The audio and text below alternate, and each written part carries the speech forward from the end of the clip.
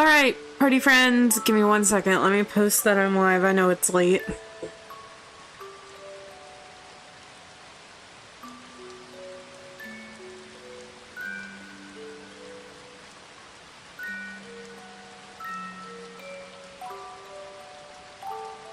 How is everybody this Wednesday? I know I was supposed to stream yesterday, but I was so tired.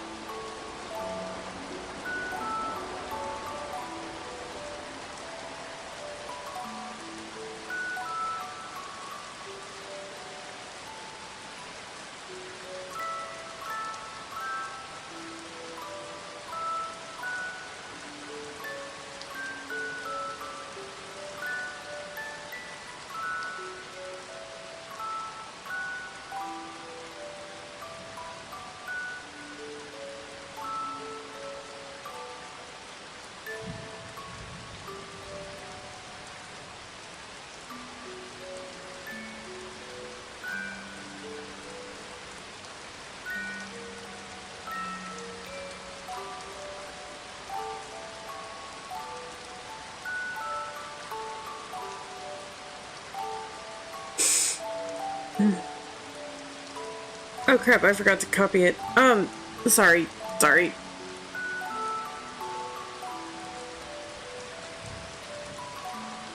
So, I know the title and the gift has nothing to actually do with roses, but you know how the saying goes, stop to smell the roses.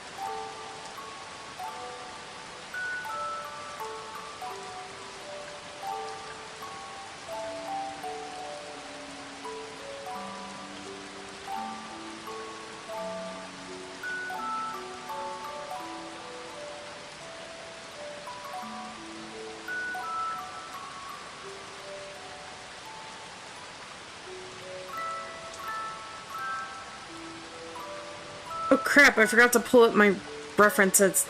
Ah.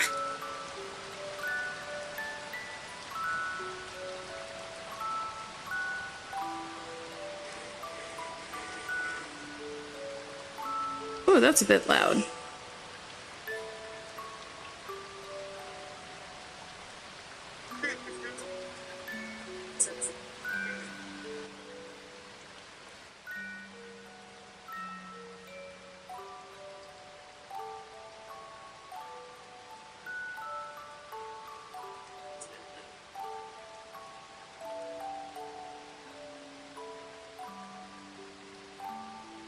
Alright.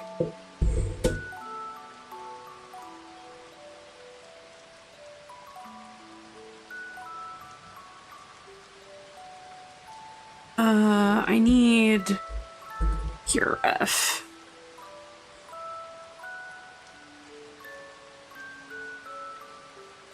Oh.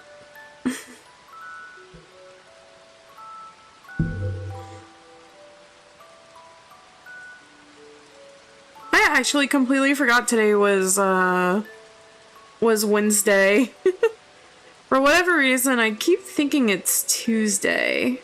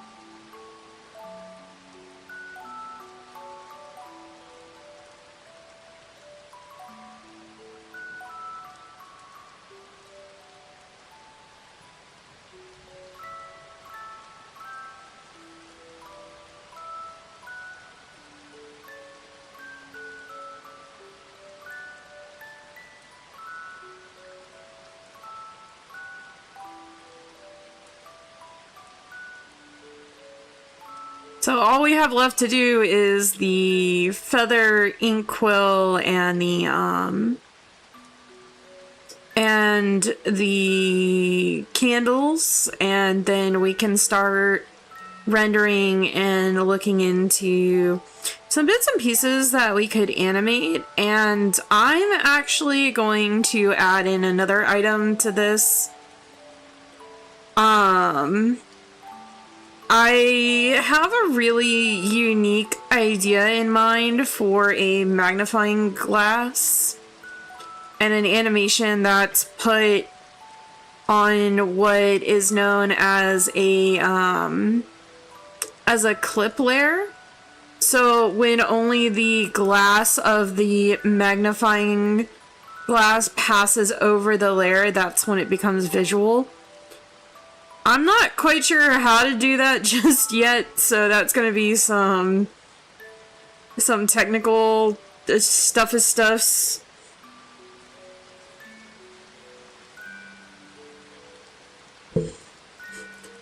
My friend's just like, why do you want to animate this? And I'm like, I don't know. I'm trying to build up my animation-y stuff, you know?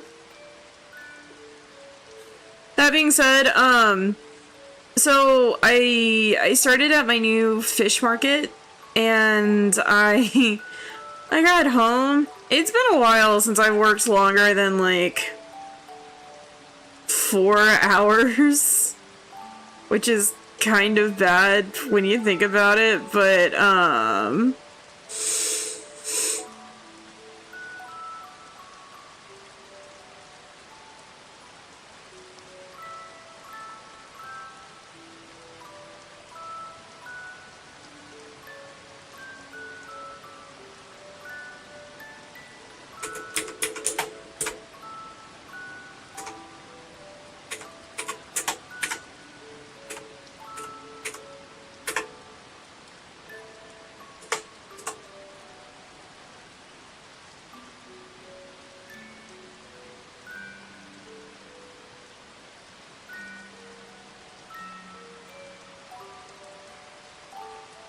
let me see.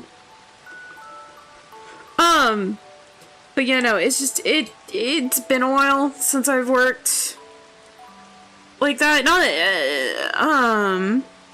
but it was nice. It was really nice. I got started, I did my onboarding, and today was just really good. It was a lot of fun. I say fun. Grocery store cashier is not for the weak. Or rather, fish market cashier. But, like, I was shadowing, and they're like, you gotta go, you gotta hurry. You gotta hurry, scan and bag, and I was just so overwhelmed.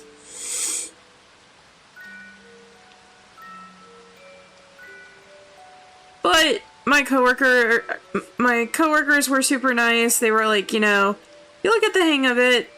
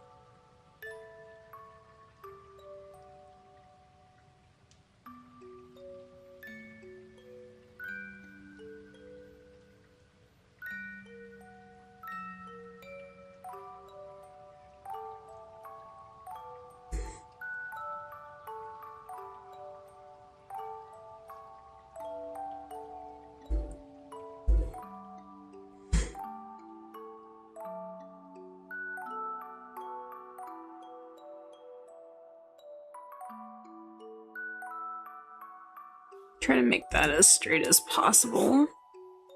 So yeah, I have tomorrow off so I can forget everything I learned, or yeah, I have tomorrow off so I can forget everything I learned today. And then I I go back on Friday and they're like, we're gonna throw you to the wolves on Friday, and I'm like, great.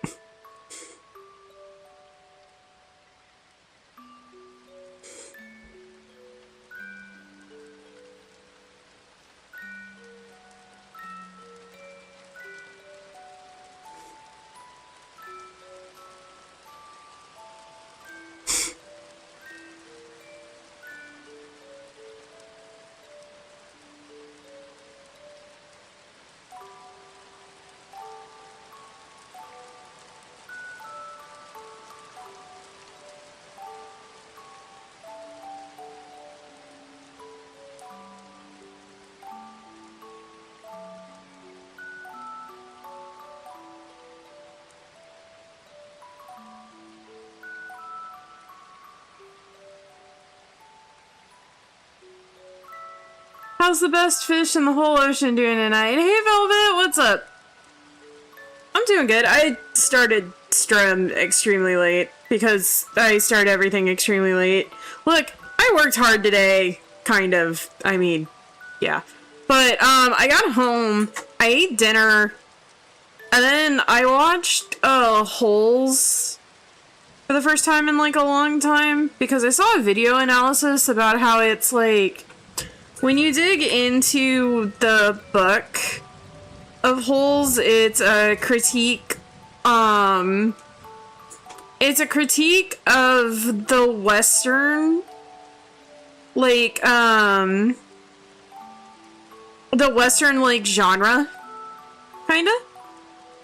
But it was a really interesting video, and I decided to rewatch Holes, because of that video.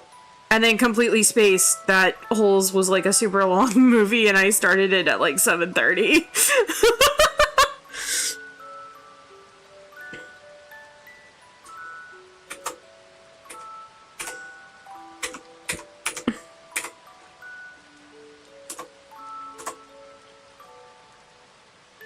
Damn, girl. Yeah, by the time I got finished watching it, it was like almost 9.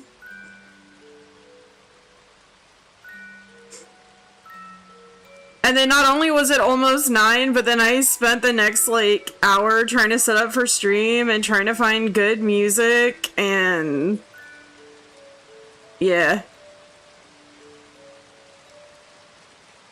Long story short, Fan doesn't get anything done on time.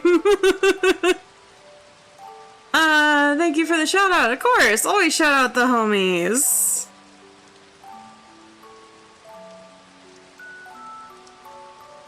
So if you're wondering what this stream title is in reference to, it's how do I explain it? I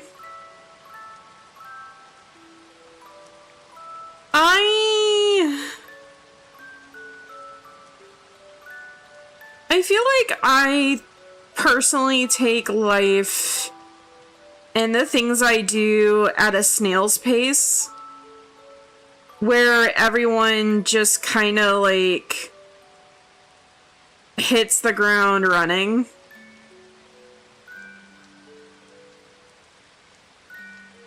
And this is not just to,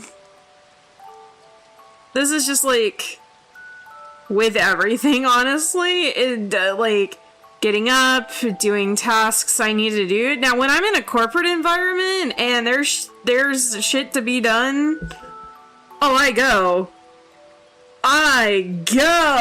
But like, as far as like for me personally, everything kind of feels like it's at a much slower pace. And this even gets involved when like I hang out with friends, right? So like, the two times in my fish life where I was demented and had an out-of-body experience, I suggested to go hiking. Surprise, surprise, the Fishling can hike.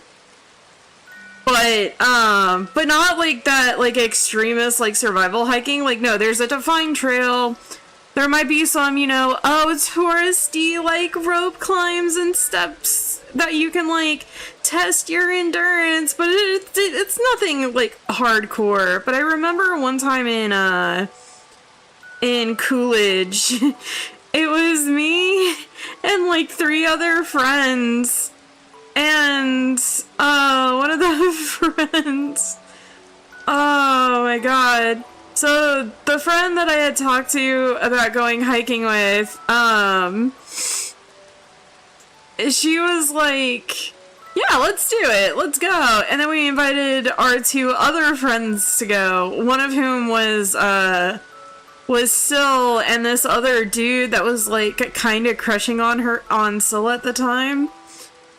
And so, what happens is, it was funny because I remember talking to my mom about it, and my mom's like, you're gonna go hiking. And I was like, yeah. And she's like, you. And I'm like, what's wrong with me going hiking? She's like, nothing. Nothing's wrong with you going hiking. And I'm like, why do I feel like that's a lie?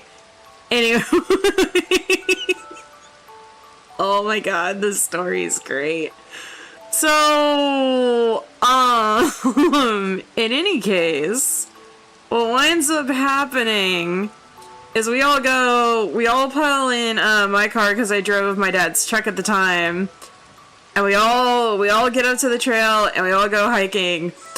And it's funny because as we're hiking, as we're on this trail, my other friend and I, we're wheezing like the wolf from Sword of the Stone, where he's like, right?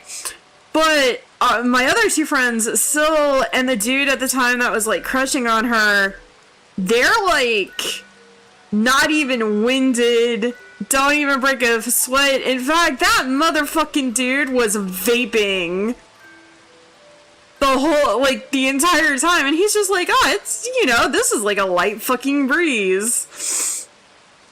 But it was funny. No, it was hysterical, right? Because as we were walking, me and the other friend were falling farther and farther behind. And, and by the end of it, we were like, never again. This will not happen again. Like, ever. Well, fast forward a few years down the road, my friend Nat is, no, my friend Syl, Nat is her husband. My friend Syl is married, or not married. I think this was actually like probably like a year or 2 before she married her husband. But, oh, what had happened? Oh, it was so funny. Oh, so anyways, we go visit them out in the Dead Sea, right? And again, I was like, let's go hiking. They actually live in Phoenix, but using the Dead Sea as a metaphor for the desert, I think kind of works. I was going to say I actually breathed better and did more physical things when I used to smoke. I struggle bus now. I have no idea why. Hi, Skittles. Shout out at Skittles. So anyways, so my ex and I, we went to go visit Nat and Sil, out in Arizona, and I forget where we went, but it was a town that has, like, this ordinance that, like, all the buildings have to essentially be paint matched to the canyon, like the canyon walls, because it fits the environment better. That's what I remember about it. But anyways, essentially, and again, this was me in my out-of-body Delulu experience, I suggested we go hiking. And it was like, it was supposed to be an easy hike, right? And, what wound up happening was I got left behind. So it was my ex, and my two friends, and Nat and Sil, and we went on the trail, and I'm gonna be lurking, but hellos! Hi, Ty! Welcome in. We're gonna do art. I'm gonna share stuff about my personal life and stand up on my soapbox, so, you know, it's gonna be a fun night.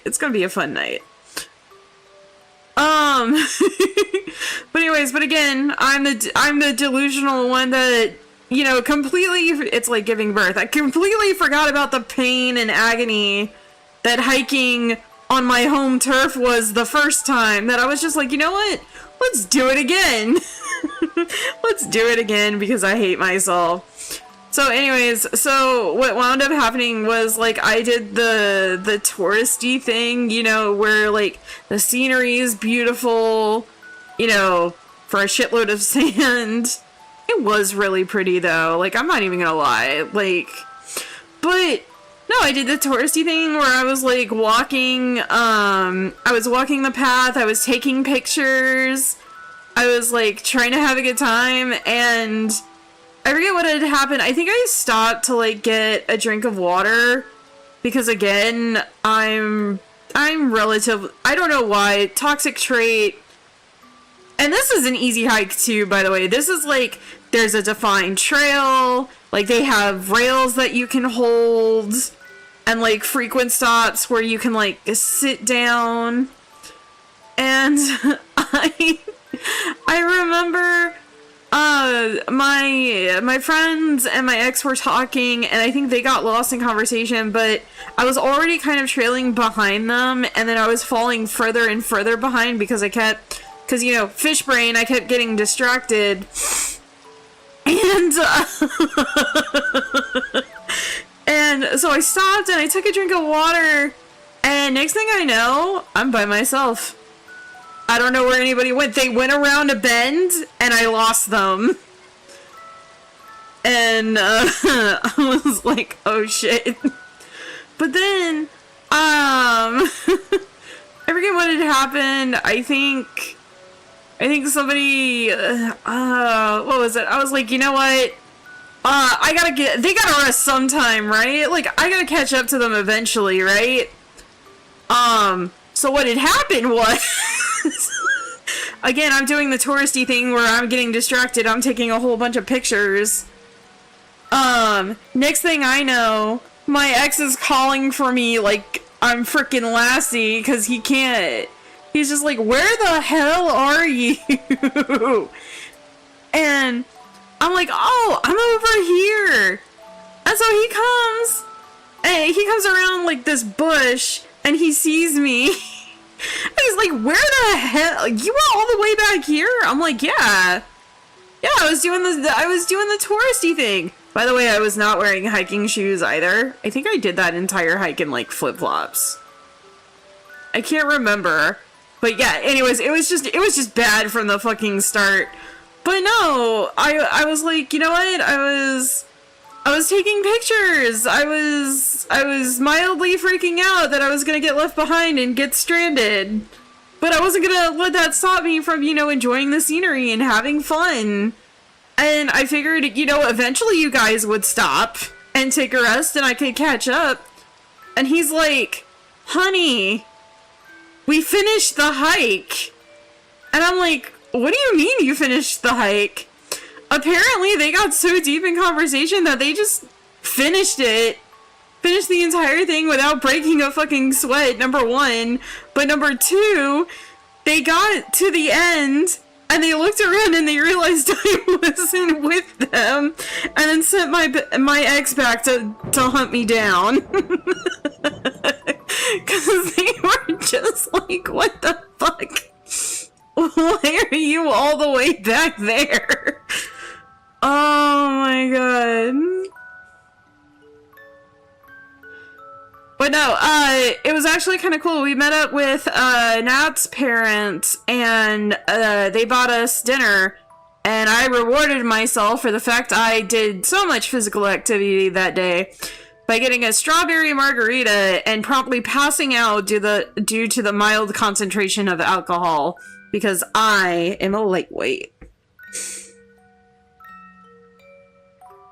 That's probably not something I should tell about myself, but I did, so here we are.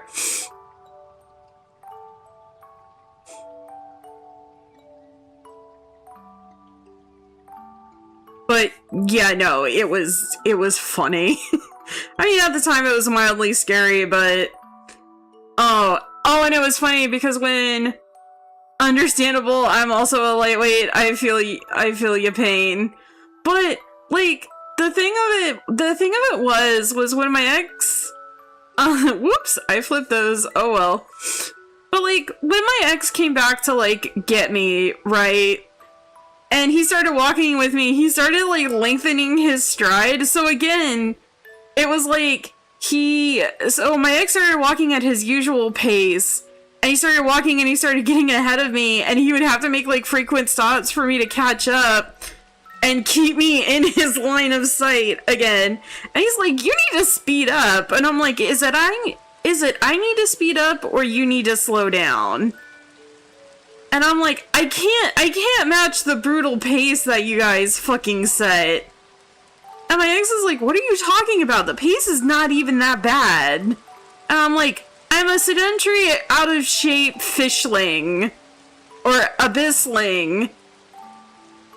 And you expect me to just, you know, like practically run down a trail that's like all dirt and wildlife.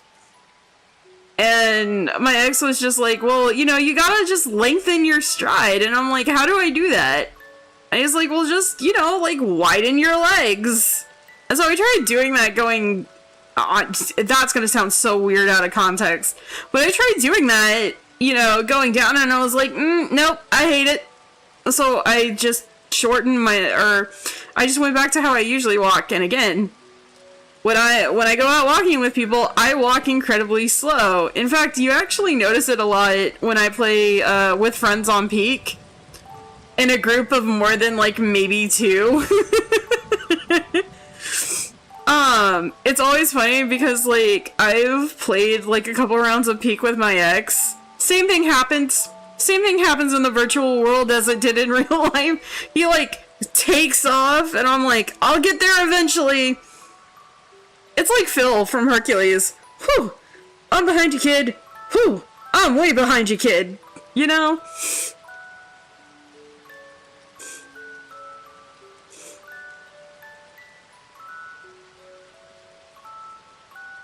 But I mentioned those stories to essentially say that I'm slow in all, like, I'm slow in all things, I think, in my personal life when it comes to, like, ambition, pride, starting things, ending things.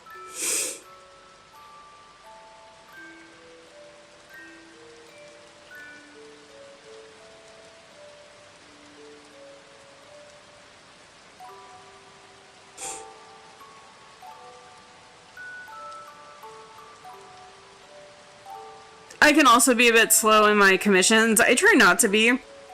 I try to get them done as quickly as possible, but it feels like right now in my life I'm going through a lot of, like, quick pace changes that I just feel utterly unprepared for. But the universe is like, you can handle this! Whether you want to or not.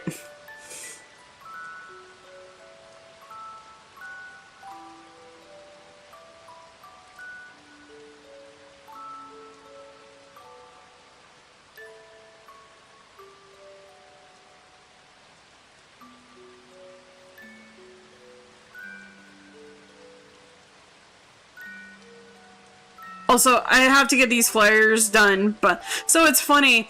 My friend Yin, who's commissioned me to do these flyers, has now also commissioned me to redo her business cards. And she's like, I need it all done, or I need the flyers done by the end of December, and I need the business cards done by, like, the start of January, and then we need to talk about doing a, like, a pop-up display for visibility at my booth, or at my table. And I'm like, homegirl, you want all this done in, like, a matter of weeks? And I just transitioned from working part-time to full-time. And she's like, I know, I feel bad, I'm kind of rushing you, but I really need this done, and I believe in you. And I'm like, okay, alright. It was actually funny, because she commissioned me, and she paid me up front, and I was like, you're a fucking whore. And she's like, yes, because that's what you want to tell clients who pay you in advance. And I'm like, you're not a regular client. You're not a normal client. She's a regular client. She's not a normal client. But I was just like, I haven't even completed the fucking work yet. And you're already sending me money? And she's like, take it in good faith. And I was like, you fucking bitch. How dare you? Like, at least pay me half first. Like, make me fight for the other half. I know there's gonna be somebody that, like, sees this clip, because I'm gonna make this story a clip, and they're gonna be like, are you fucking kidding me? That sounds like an amazing client. How dare you call them a bitch and a whore? But okay, to preface, so this doesn't make me sound like I'm an ungrateful hack. Okay, she knows I love her. We have a close relationship. She knows that I will bitch and moan and complain about some of the stuff she wants because it's in good fun. It's not that I'm actually angry at her or anything that she's asking of me. And I really do appreciate, you know, her trust in my ability to make things that she needs. The context of you being friends is very much needed. Yes! Yes! If you're opening up commissions, okay, first and foremost, if you're opening up commissions and you're speaking with clients, do not call clients whores and bitches for sending you money or paying you in full first, alright? Like, if it's a regular client that you get to know, that you get to be friends with, and they understand it's all for jokes and it's all played for jokes, go ahead, have that kind of relationship. That's just the relationship I have with my close friends. I call all my friends bitches and whores affectionately, but bitches and whores all the same.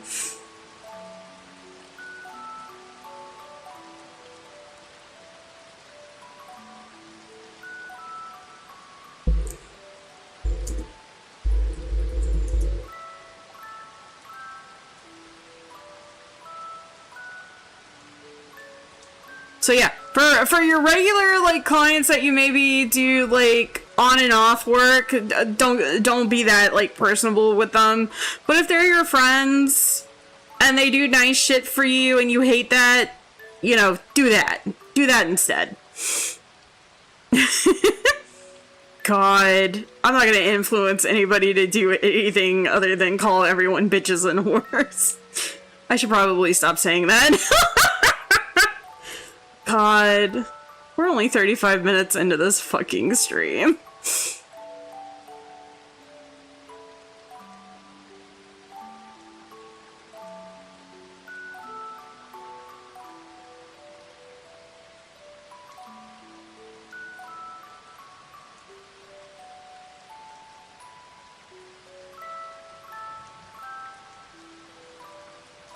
But yeah, no. Don't get me wrong, I love all of my friends. I love and appreciate all of y'all. My brain just went to Lucifer answering Charlie's phone call from season 1 of Hazbin Hotel, LOL.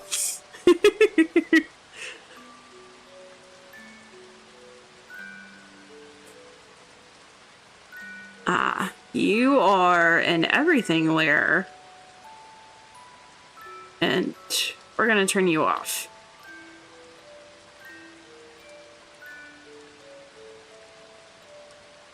Oh, come on.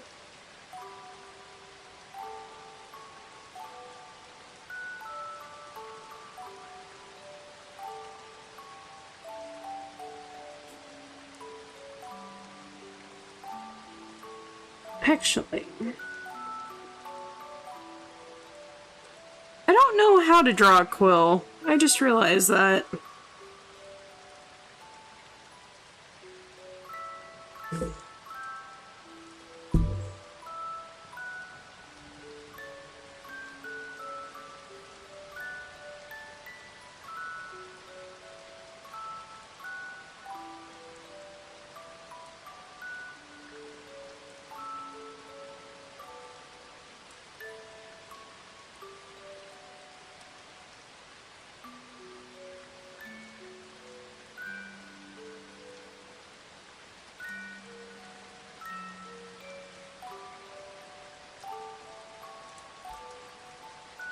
So we're gonna move this. Be a little bit closer.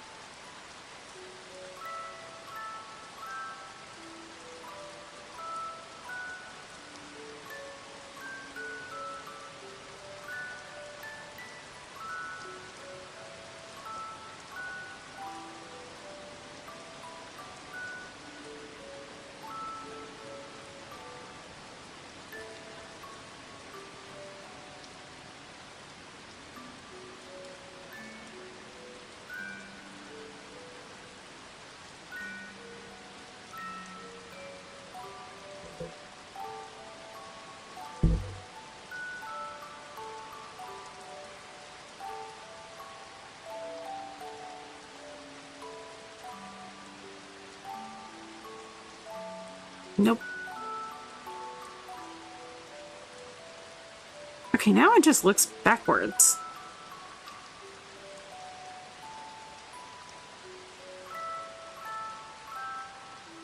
Ooh, there we go. I like that better.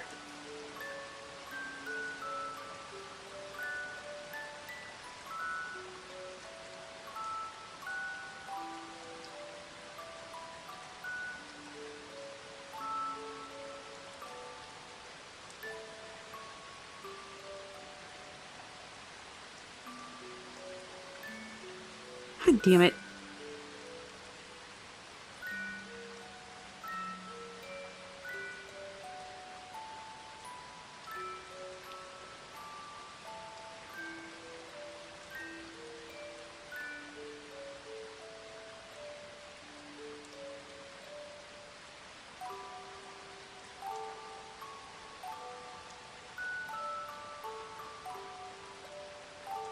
You know, sometimes I don't think I have really good stories, and then other times I don't know.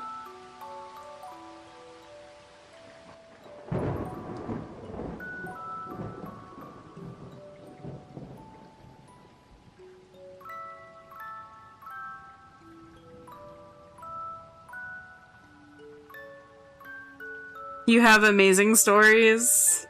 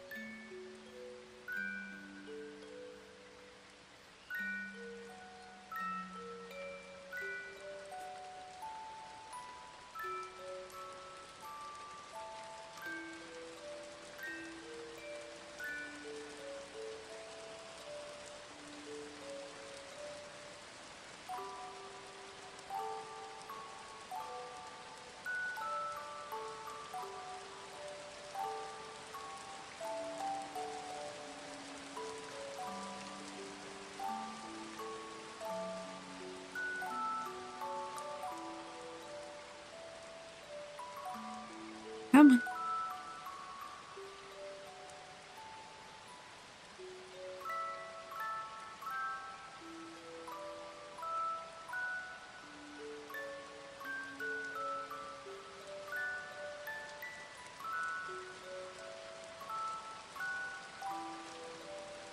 I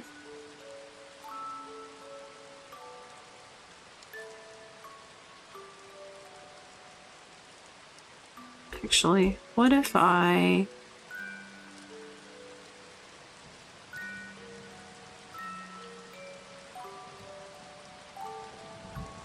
curved it like that?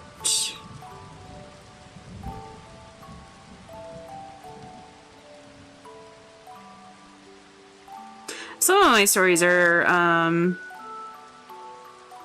better than others, methinks.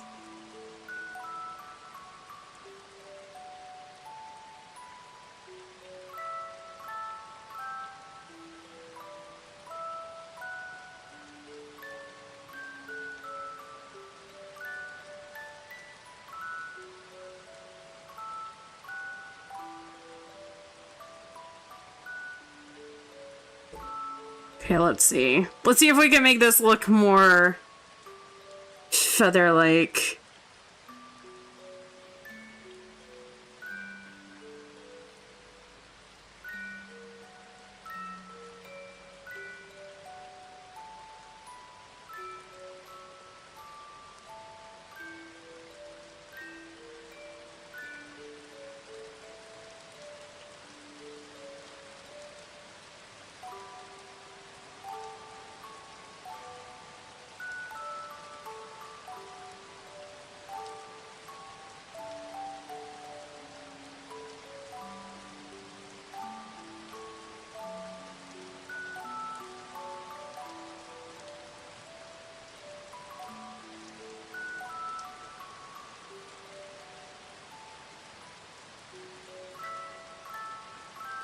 I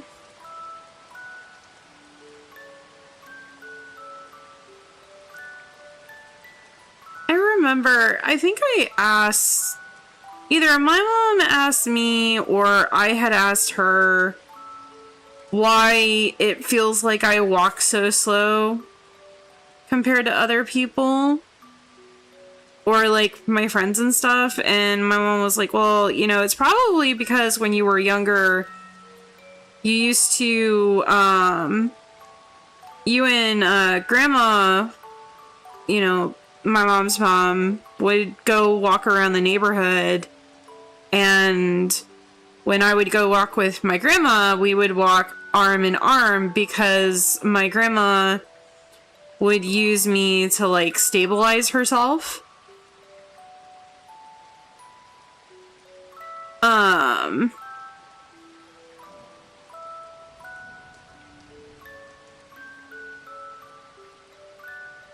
And so I just learned, I think, over time to like just have a shorter stride to accommodate her, and it's just never really gone away.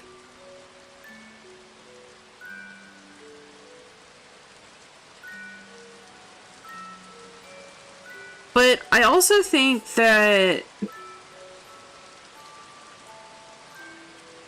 I'm, I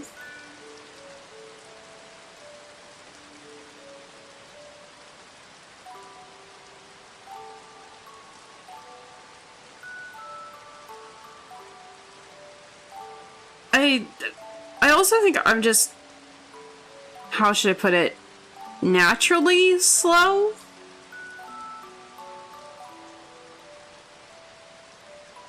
I know that's kind of weird to say, you know, to consider yourself naturally slow, but I think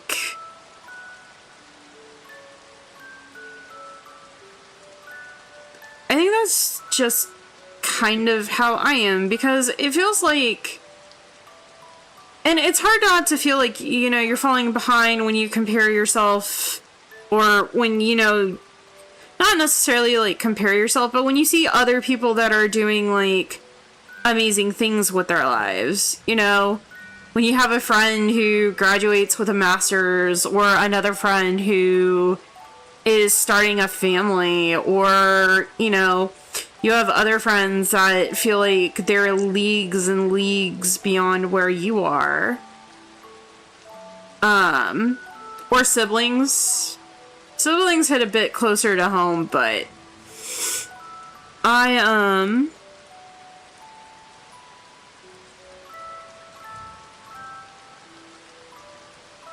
it kind it does bother me a little bit, but at the same time, I think we kind of like, and I say we, but I think the world itself needs to slow down. You know, everything feels like a race to the end. It's a race to get through school. It's a race to get through college. It's a race to, you know, have your own home, or live on your own, or get the next promotion, or if you do small business things, it's a race to get, you know, like your social media marketing out as quickly as possible. And, you know, I'm not gonna say social media is the bane of all evil, but I feel like by plastering our lives on it, it feels as though we're further behind than what we may actually be, but also there's that need to keep up with it. I mean, look at trends, right? I can't speak for other sites like Instagram or Facebook, but I know on TikTok, trends last for like a couple weeks at most, and then by the time you're able to like get to them, they're already done. They're already over. Like, there are still trends I think about that happened like 2-3 years ago that I'm like, I could do that now. And it's like they're already ancient by internet standards.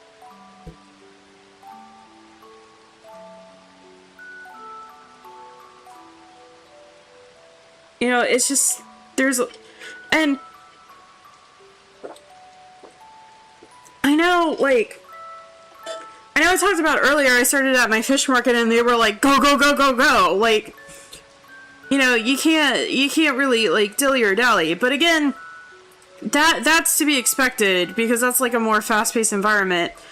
But I think outside of, you know, meeting quota or corporate standards,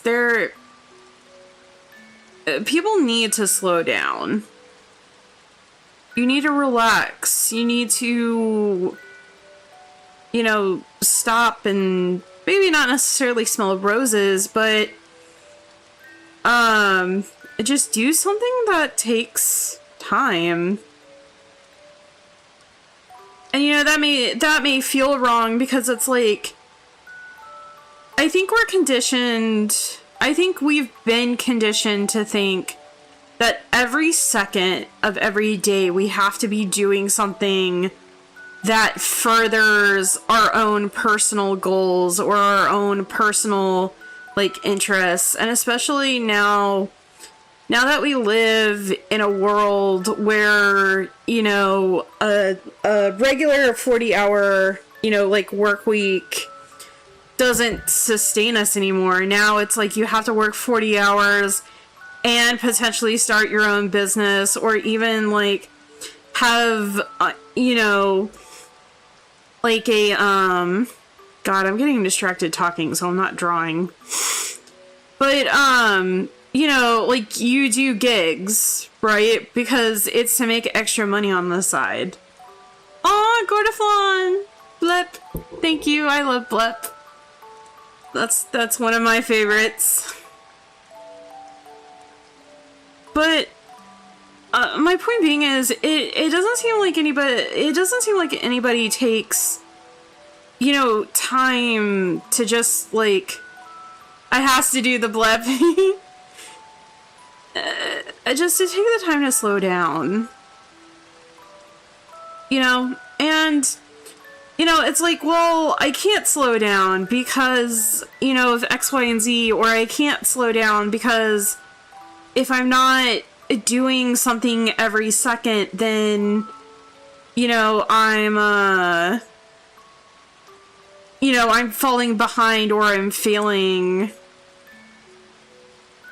And honestly, I think that does more harm than good, because I feel as though if you feel you have to be doing something every second, you're not... Somebody could probably put this a bit more eloquently than I can.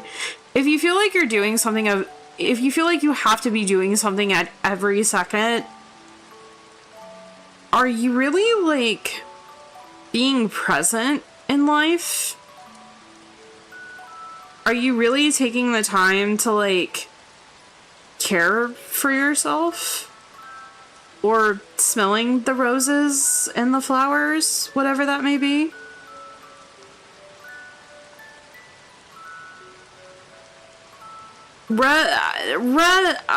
Hot take, fish take, but rest should not be a waste. It should not be a waste of time. It should not be something that hinders you. You know? Like, don't get me wrong. So, Yin's probably gonna choke the shit out of me, but I love my friend Yin. I love her to death, but I often worry that she's working herself to death.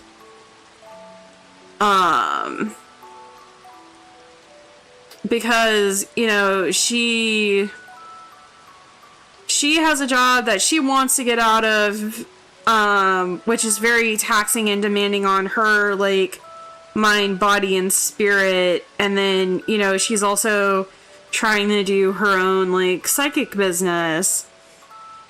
And I've told her that in the past, that I'm like, honey, I'm really worried about you. I'm really worried that you're, like, overexerting yourself. And she's like, no, but you don't understand. I love doing this. I love working on I get rejuvenated when I work on my, you know, like, small business, and it's not that taxing. And I'm like, okay, but at the same time, like, I can't help but feel like maybe it is, and maybe you're just not, maybe you're in too much of a survival mode to admit it. You know? Because I like that we can have that open and honest, like, type of conversation. And, you know, she often says that she's like, I can't slow down. Like, if I slow down, then it's the end. I can't further my goals. I can't get out of where I am. I can't, like, make a change. But it also feels like I'm running in circles and not making headway. At least in some aspects. Now, she might actually be getting her own metaphysical shop, and I'm so happy for her. Not in a sarcastic way, like, genuinely I am happy for her. But again, maybe it's just because I worry. I have a tendency to worry about the health and well-being of others, even if I myself may not take that into my own consideration and care.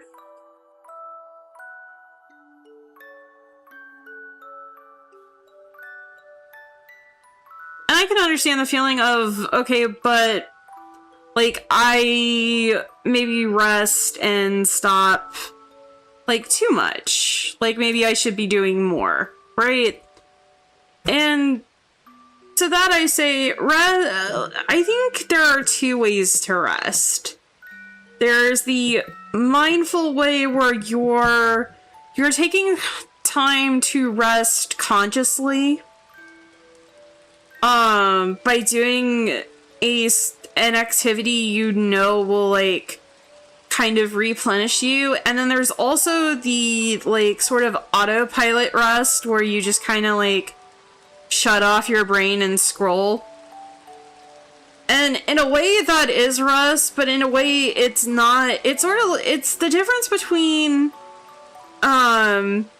going out and getting, like, a fast food cheeseburger and you know, making dinner at home. Right? Because making dinner at home is definitely a more laborious endeavor, depending on what you make. Now, of course, you can always get, you know, like 30-minute meals and stuff like that, or like pre-cooked microwave meals, but they're not as, I would say fast food and microwavable meals are not as rest-filling, or not as filling as, say, pre-made meals that you can get that are made from, like, the deli. Like, the grocery store deli, where, like, they actually, like, cook the food.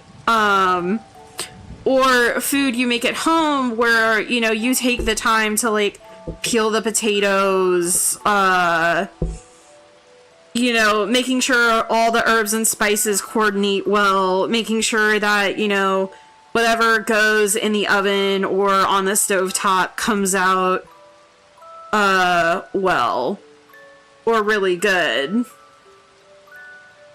And I think people hear rest and they automatically, like, just kind of filter it out because it's like, oh yeah, I'll rest when I'm dead, or I'll rest when, you know, I've hit this, like, thing, or I hit this goal that, you know, I've been wanting to complete for the last few years.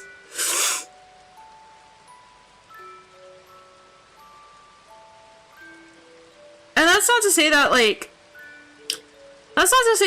dude, that scrolling rest isn't, like, good, but, like, because, you know, there are some days you just kind of want to go brain dead.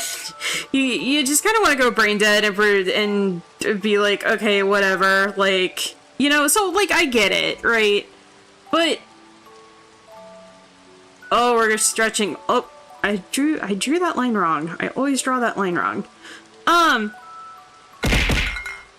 Stop hitting me. Fine, I'll stretch.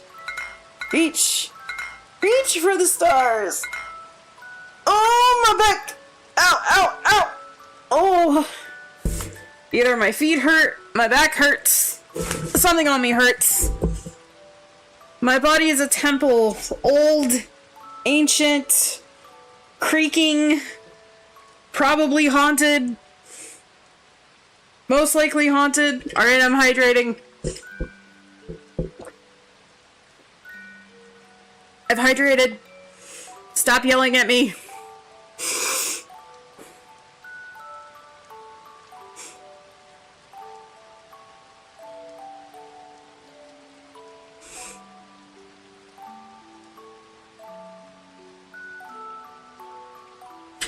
But, God, I'm on a TED Talk, and I don't know how I got here. The point I'm trying to make is that resting mindfully, or being engaged in the activity that you're using for your rest, instead of doing it passively on autopilot, or just because it's something that you've come to, like, expect from yourself, and it feels more like a chore than an activity that you enjoy. You know, you're gonna get very different results. And it shouldn't be made to feel like a chore. It's like, what is it? Like, okay, so, for example, I'm gonna be I'm gonna be kind of vulnerable. So, there was a period of my life, and it still kind of is, but it's not as bad. But there was a period of my life when I was living with my parents, where my parents started to get really into, like, this, like, diet where you essentially weighed everything before you ate it.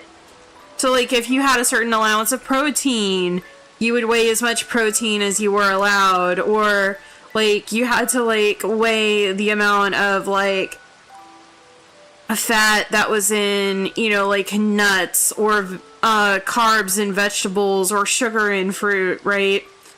But essentially the big idea was that you weighed everything. You weighed everything down to the last, like, gram, right? And I tried getting on that diet. I failed that diet miserably, by the way.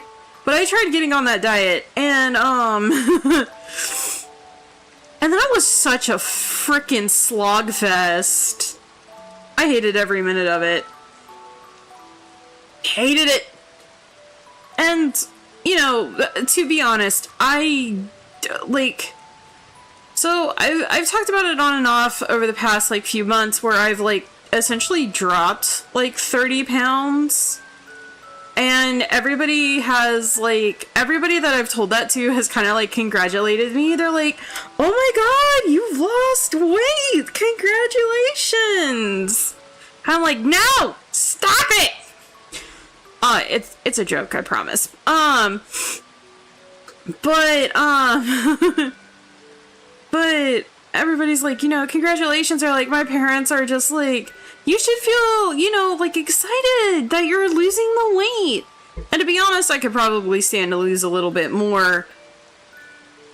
But the diets I tried in the past that I failed miserably and then beat myself up for failing miserably for,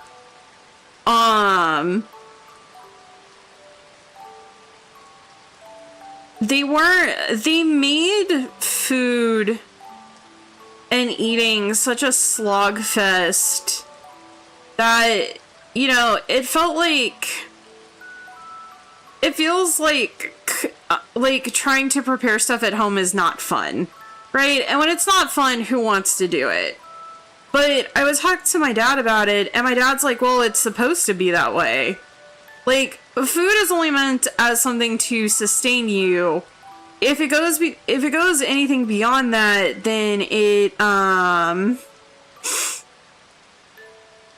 then, you know, you're not doing it properly.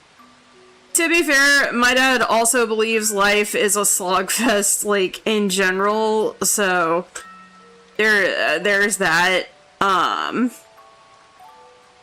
But I think when you come to the realization that life doesn't have to be that way, it helps change your brain chemistry. Like, nowadays, I never really considered myself big on cooking. But over the past, like, few years, I've gotten more comfortable with it. Now, granted, I don't make the most healthiest of things, right? Like, I still make, like, really... I still make mac and cheese. I still get desserts. You know, like, I have a sweet tooth. I like my candy bars. But it's a different relationship because I found over the years I love fast food. Alright, fast food's cheap, it's easy, it's convenient. Well, it used to be cheap. It's not cheap so much anymore. But, like, I still have my moments where I go get fast food, but now I'm more open to trying to get stuff, you know, for me, and go grocery shopping, and talking with my dad, and listening to some of the stuff that my dad cooks at home. I'm just like, ooh, I would actually like to try that, and I wonder if I could do this, or if I could do that. It was actually really cool. So when I went back for, eating the flesh of your enemies, yeah, that's what I'm doing. So when I went back, home for Feasting Frenzy, for Frenzy Day. I went back home for Frenzy Day, which is Thanksgiving, for all the non-fishlings. When I went back home for Frenzy Day, my mom had asked if I was going to be involved in the cooking. I was like, yeah, I would like to. That was so nerve-wracking, but it was so much fun. It was funny because, my mom was like, okay, we're gonna make, mashed potatoes.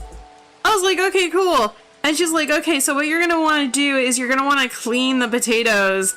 And with a straight face, I asked her, I'm like, I use soap, right? She got so still so fucking quick when I asked. And then, I repeated it. I was like, you use soap, right? And her head whipped around to look at me so quick, and I'm like, I'm kidding. My mom was like, oh my god. My mom was like, you can't scare me like that. And I'm like, why? It was funny. And it was funny because my dad had actually walked in the kitchen when I said it the second time, and my dad was like, there's no fucking way you believe that. Or for me, he was like, there was no fucking way you were that serious. Like, you want to talk about messing up perfectly good, potatoes?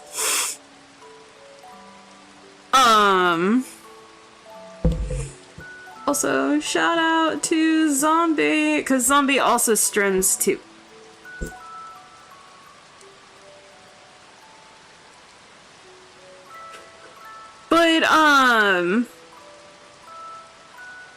But yeah, no, my point being is now that I've sort of found, like, my own way to cooking, like, again, could I be eating healthier? Yes.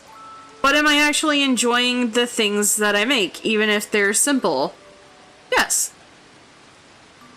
It's actually interesting because, so I'm thinking of doing a meal club next year.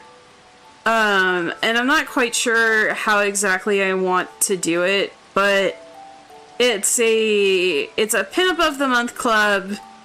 And one thing that I was thinking of including were like recipes based off of the, like, pinups I would draw. Or, like, and I haven't decided if it was just gonna be, like, a generic ingredient and then a recipe to go with that ingredient. So, like, say my potato girl, and you would get a recipe for loaded mashed potatoes, or, you know, like, cabbage mommy, and then say you would get a recipe for, you know, like, southern fried cabbage. And I thought about it, and I was like, you know what, that would be cool, but I also don't really experiment in my cooking, at least as of right now. And then I thought, well, you know, I could make the recipes I was thinking of experimenting with and just make them pinups. And then that kills two birds with one stone. I also thought of asking Skittles to write down recipes for stuff, because I know Skittles cooks.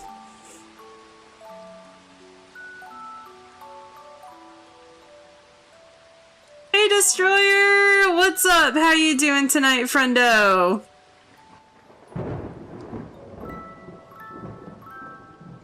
Welcome to the Art Vibes.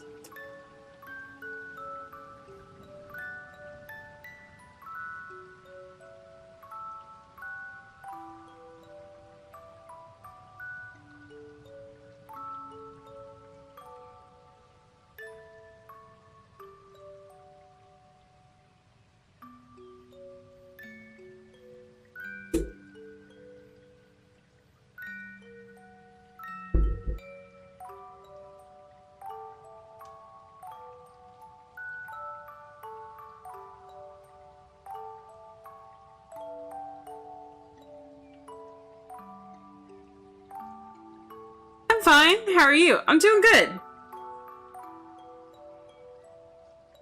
We're just doing some art stuffs. Although I don't understand why chat's not showing up in on preview.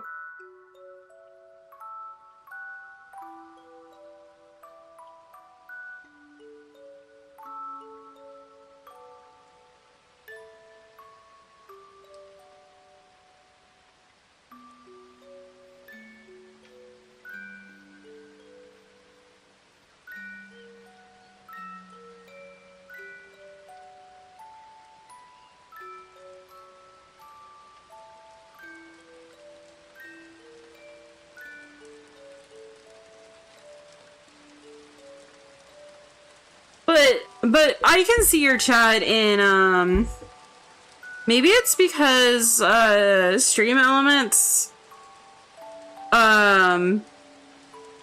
puts it,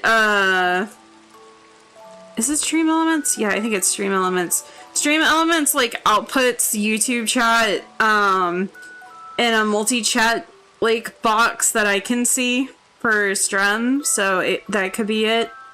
But, thank you for stopping by. Thank you for coming in to listen to me yap and do art and have a good time. Strange question. Which one would you choose? A ninja, a cowboy, or a pirate? Pirate.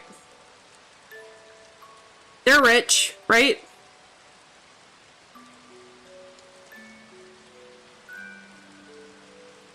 Also, the cowboy sounds dusty.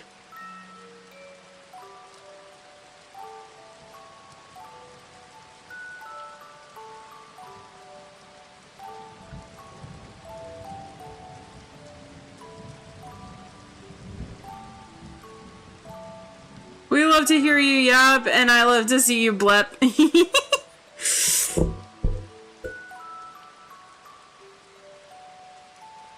Well, I'm yapping about how slow in life I am, but I don't think slowness is a bad thing. You know, everybody's pace is different. Some people are gonna sprint, some people are gonna walk at a really fast pace, and then other people are just gonna stroll leisurely. And, you know, at the end of the day, we're all going to the same place. Mostly. Yeah, we're all going to the same place, mostly, so... You know.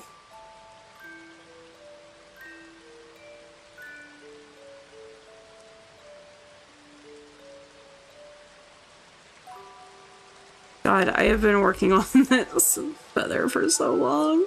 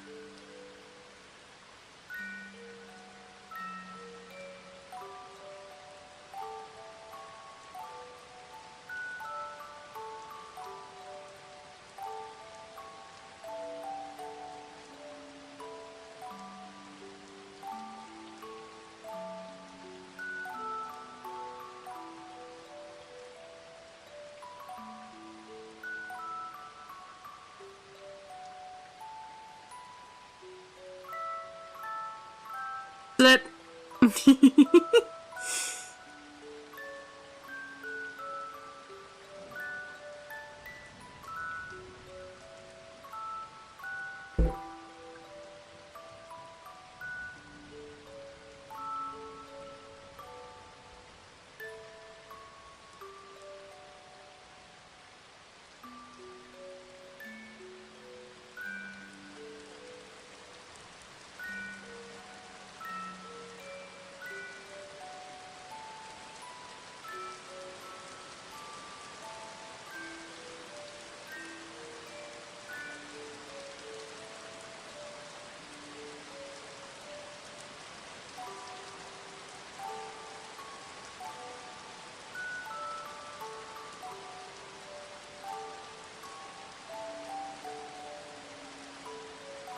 Ooh.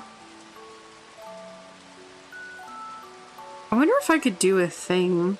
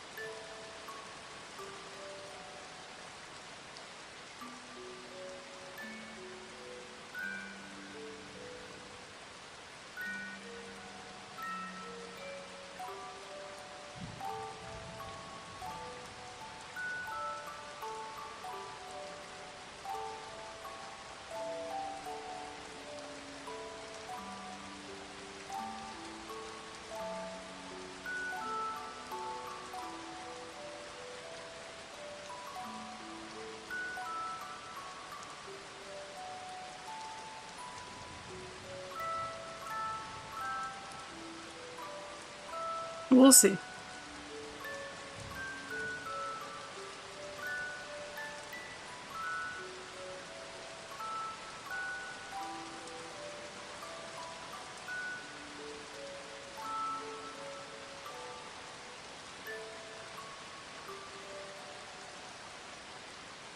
Oh, nope. I have an idea for this ink bottle.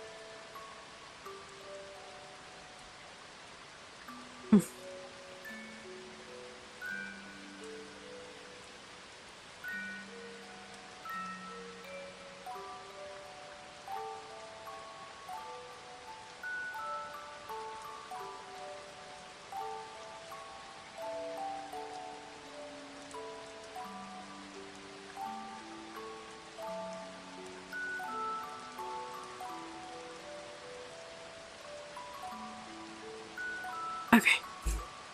So I'm gonna put that right there for now. We're not gonna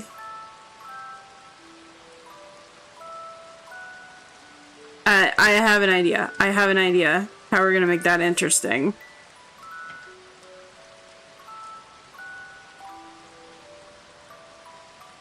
With that, our quill and ink pen is done.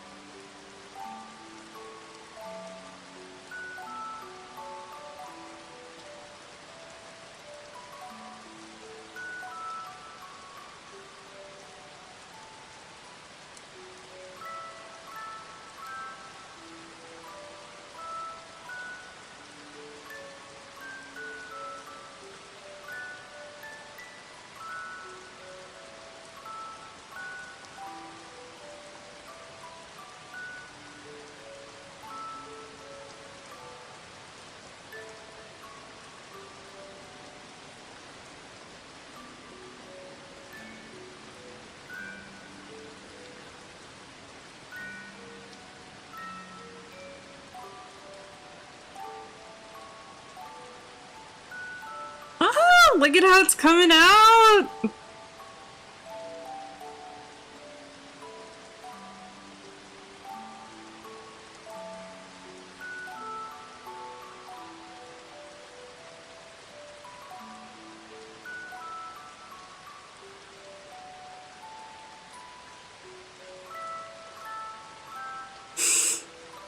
Alright, now all we have left are the candles.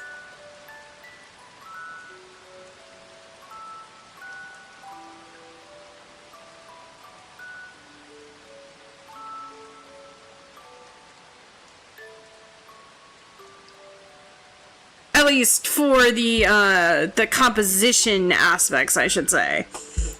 Then we get to go through everything all over again and render it. Who's excited? Are you excited? Because I'm mildly terrified. I'm gonna be quite honest.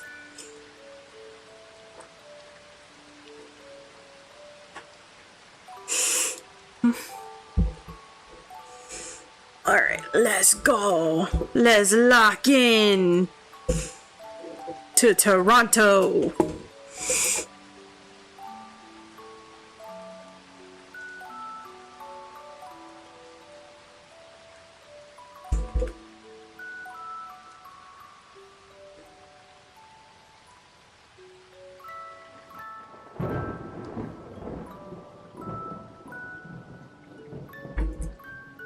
Candles.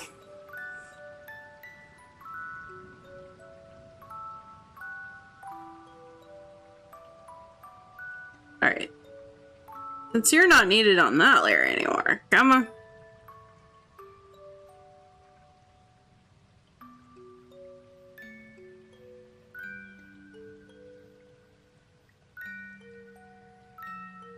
Oh, I have to go to the row. It was interesting because I was talking with Yin about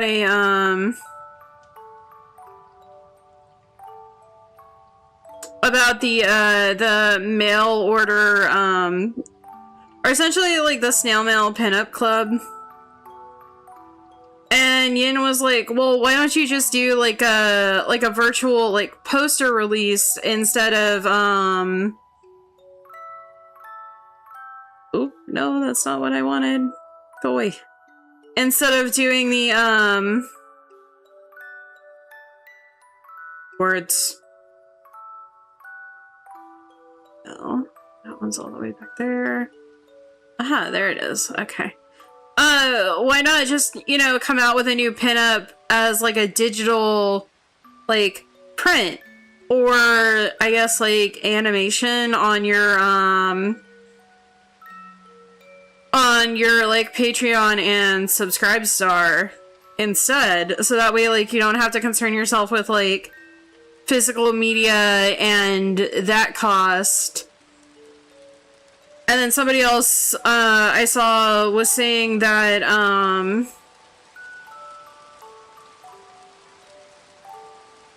you know, that the secret side to print of the month clubs is that essentially, you know, every hour that you spend, you know, like making a letter or like stuffing in mail is an hour that you could be making more art or editing a new video or doing something else. You know, that's so much more worth your time. That's another thing that I find interesting. So, because I have seen the romanticized versions of what it's like to own your own business, and I am Delulu. Because, let's face it, you have to be Delulu to be like, I'm gonna start my own business! And I'm gonna make it work, and I'm gonna make buku tons of money.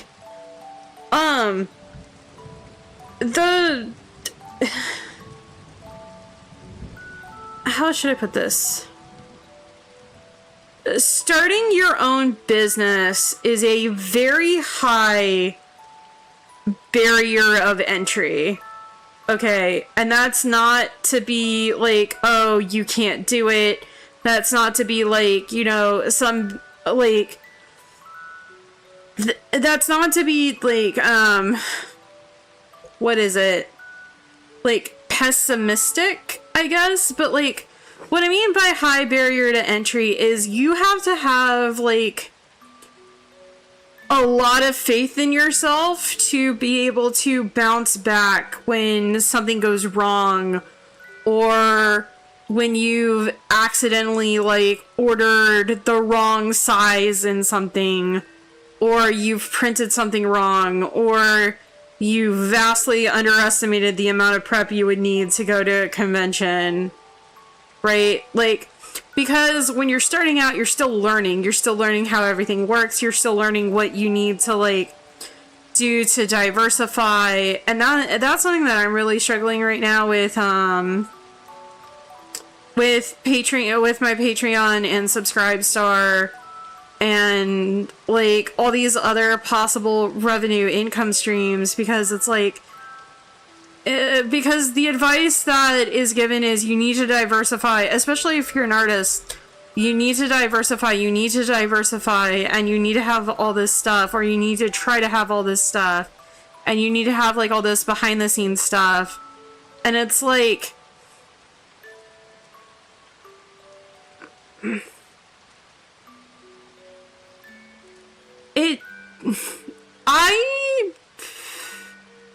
okay, I'm gonna describe how it feels and what the actual reality of the situation is. Okay, so for me, and I think this is something that a lot of, like, when you start out, and that's not to say that, you know, I've been in the business for 10, 20 years. No, I'm coming from a level playing field of somebody who's, like, trying to figure this all out as well, okay? At least as the time of this, like, stream's going on. But if you're just coming out and you're just, like, trying to get your bearings, it feels like all the advice that you could possibly do feels very overwhelming, coupled with that high barrier to entry. And for me, it doesn't feel like I have enough to sustain Patreon and Adult Star, and it doesn't feel like I have a cohesive enough identity brand to know what to offer people. That's how it feels. And remember, feely brain is not rational brain, okay? Or feeling things are not logical things. Let's go with it. Or feely things are not reality things. Let's go with it like that. Okay, because the reality of it is, I have a mountain of past streams that have art tips, advice, stories I've told, ramblings I've made, events past and current, maybe relative, may not be relative, you know. I have stuff. I have a lot of stuff that I can go through and use and try and edit to, you know, make things work and give a lot of content. But it's sort of like,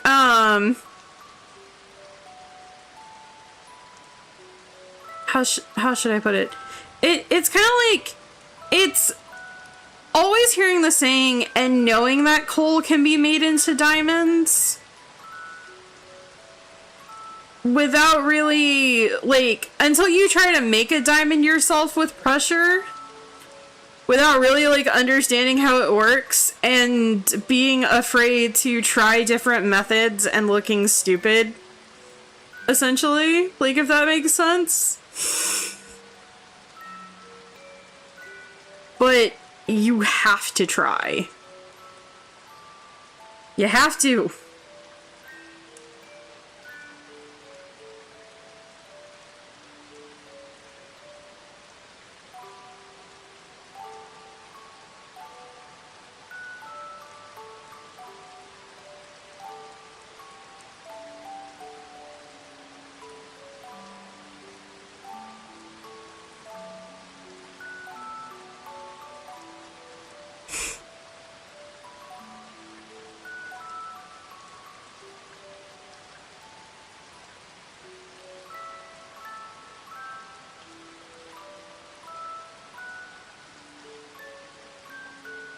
I'm gonna move this over just a bit more. And then we're gonna move this over just a bit more. Okay, well, I did that completely wrong. Okay, we're gonna move. Oh, it's still off. There we go.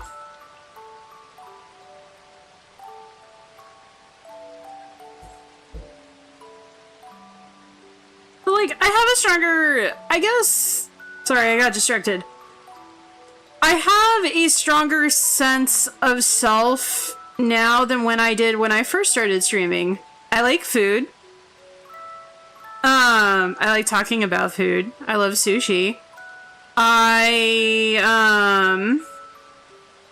want to do pinup. I genuinely enjoy pinup. Now, so my friend and I that are watching The Marvelous Mrs. Maisel, we're in the season where where Mrs. Maisel turns a like half-assed burlesque show into like a hopping like strip club. Even though it's technically an illegal strip club, but still a hopping strip club. Anyway. Oh shit, that was spoilers, I'm sorry.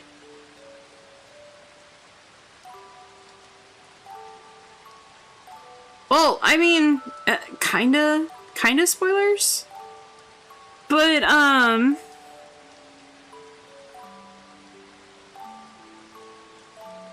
but yeah, and that episode has always given me, like, an interest, or that season has always given me an interest in burlesque. Like, just because I think burlesque itself is kind of interesting. I remember going to Multiverse last year and I saw a burlesque show and I thought it was the coolest freaking thing ever.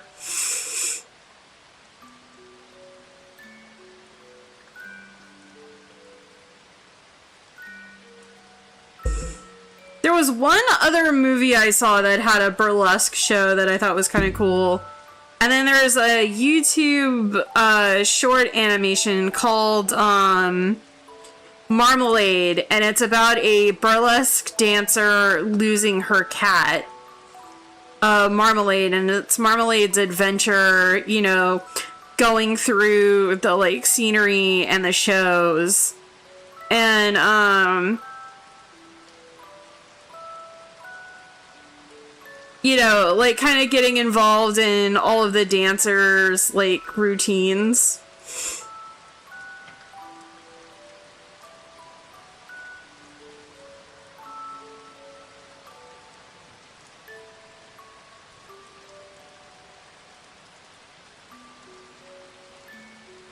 Actually, it's funny. So between 2 different cons in 2 different years, I've had 2 different people ask me if I'm gonna start dancing burlesque.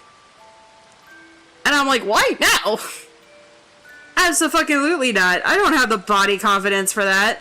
And they're like, oh, you'd be amazed. You know, when people start cheering and screaming your name, like, you'll do it. I'm like, I don't know about that one. I know about that one, Chief.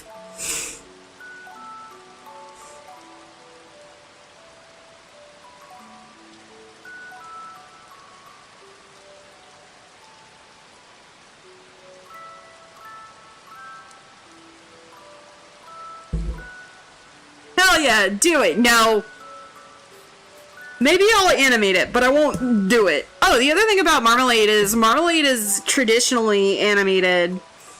And by traditionally animated, I mean old school animated with like pencil and paper and pegboards and all kinds of stuff. It's really cool. It's a great animation.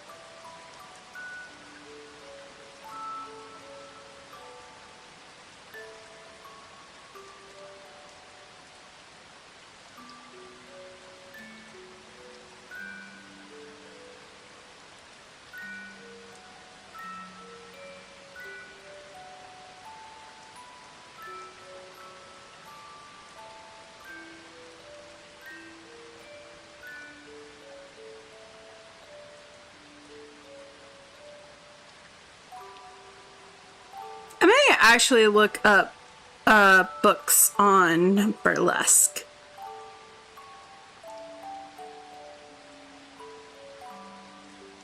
Oh, but no. But side note, I got so distracted. God damn it! If I ever stay, we take the scenic route everywhere. There's no way we're gonna get from thought A to thought B without going through thoughts somewhat of and some such. And where the hell are we again?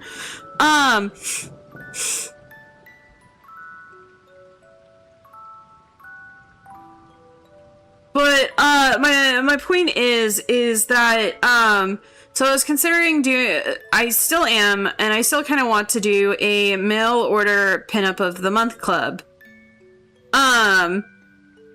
Because other artists are doing it and it looks like a lot of fun.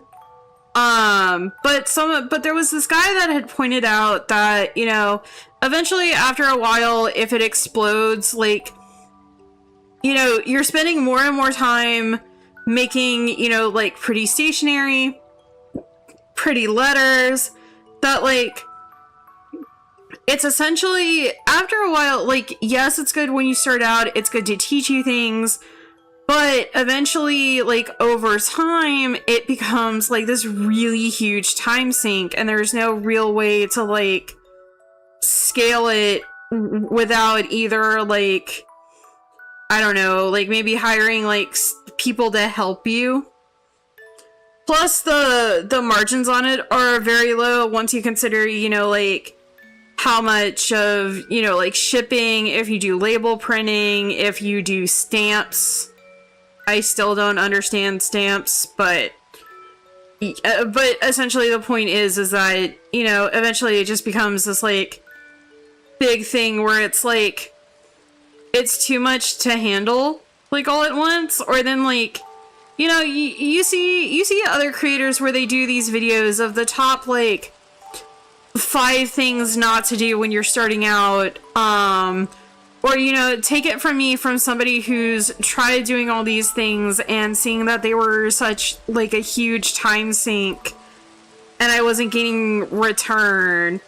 You know, it's sort of like the people that, you know, play Stardew Valley casually, aka me, and other people that play Stardew Valley to absolutely min-max the shit out of it, like my ex and my friend Quinn.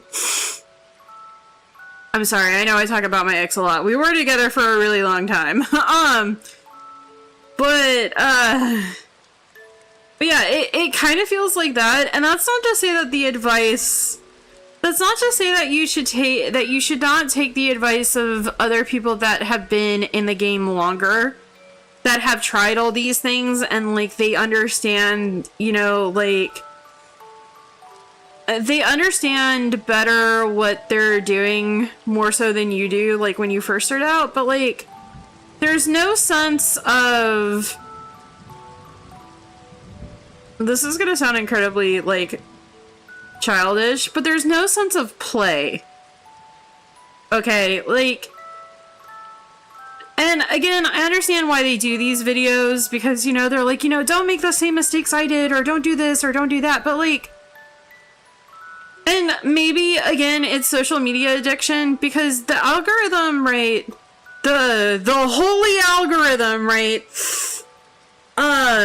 you know, is like, hey, we see that you like this, so we're gonna give you more.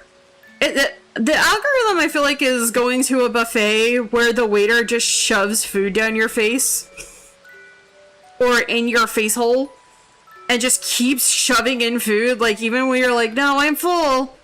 And the waiter's just like, no, you're not. Eat more. Oh my god, the algorithm is a feeder. Oh. Okay. Not that realization to, like, mess up everyone's day. But,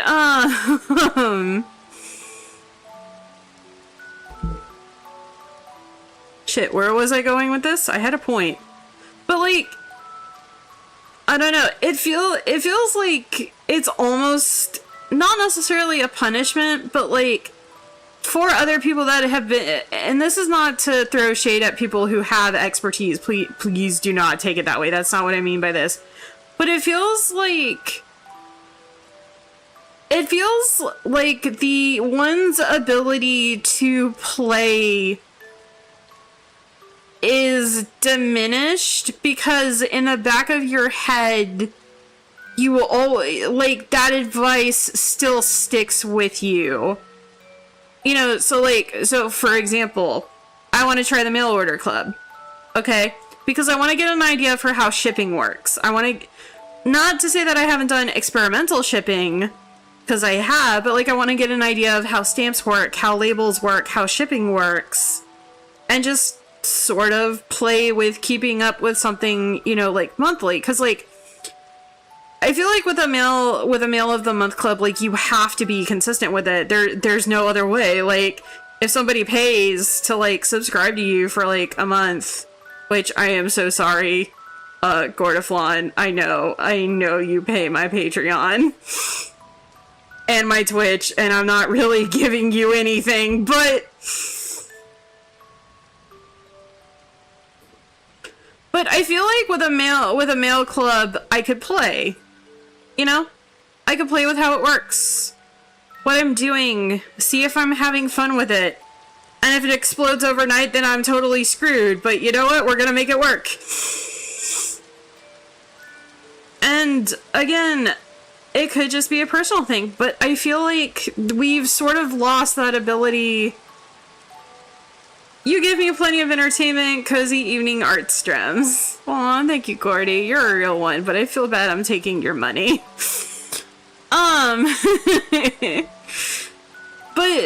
again, it feels like, and again, it's just, for me, it's largely because my algorithm's tailored to that type of advice, right? So I don't know if this is what everyone else sees when they're like, oh, I want to try to start like a small business, right?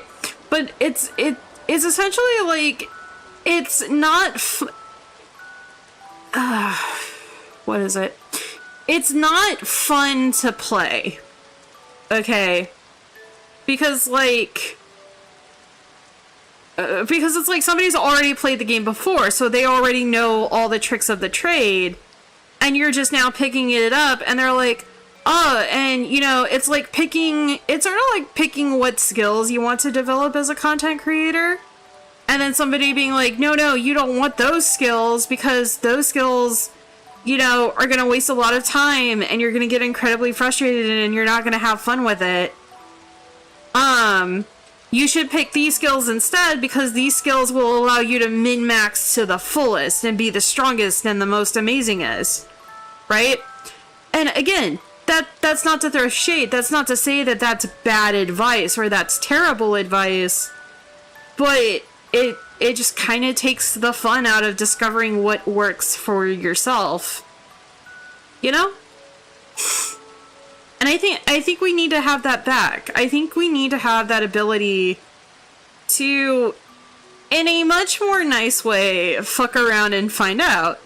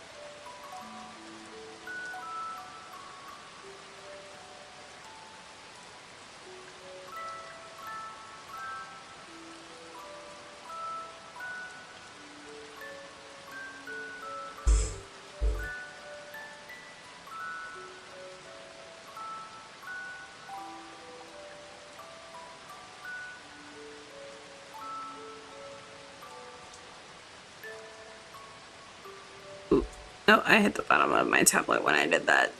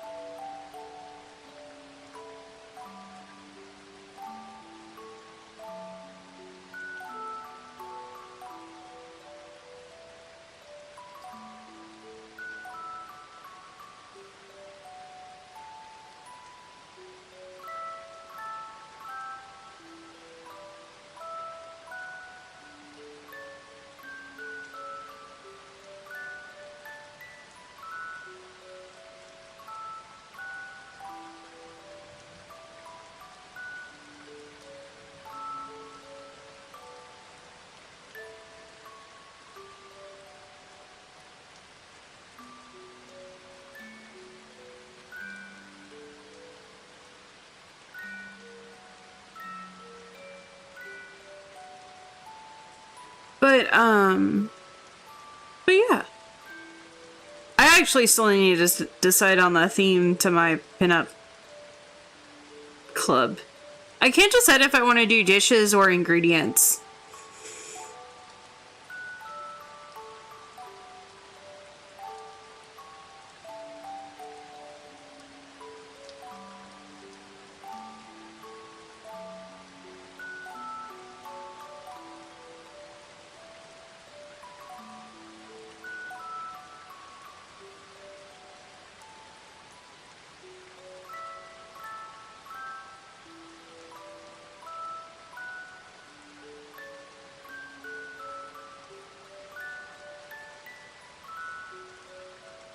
Come on.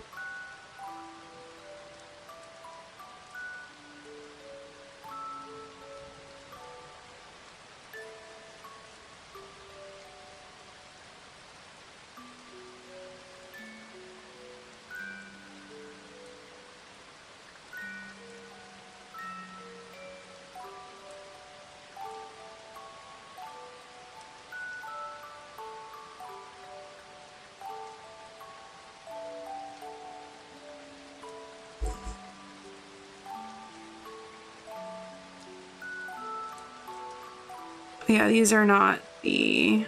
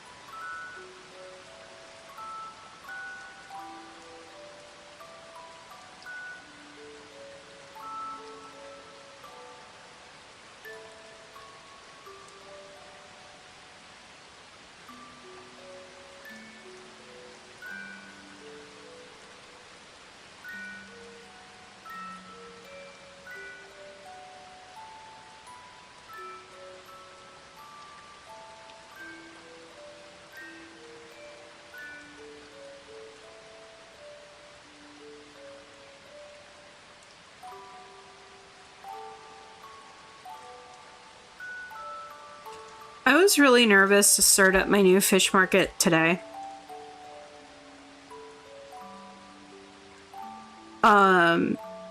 And even though I shadowed, you know, someone more experienced than I was to do stuff at the fish mart, and it's technically like, you know, you're like kind of like starter position. It's a cashier job. And, you know, my shadow person was like super nice. And just by the fact that they were like, you know, go, you have to like hurry. Like, they were like, you know, for your first day, you're doing pretty well, actually. I was just kind of like, oh yeah? And she was like, yeah. You know, like, you're getting the hang of things relatively quickly. And I'm like, really? Because it doesn't feel like I am. It feels like I'm struggle busting really hard. Really hard. But I wasn't. I mean, in reality, I wasn't.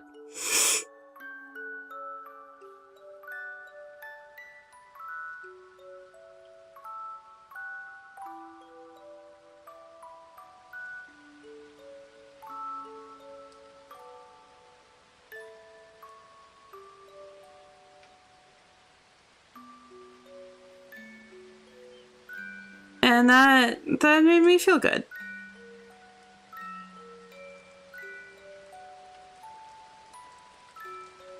But also, I've realized my ability to multitask in like high-paced environments has kind of gone on vacation, and he doesn't want to come back. He's just like, no, I'm still on vacation mode. I'm like, bro, you've been on vacation for like 2 years now. Come back. He's just like, no.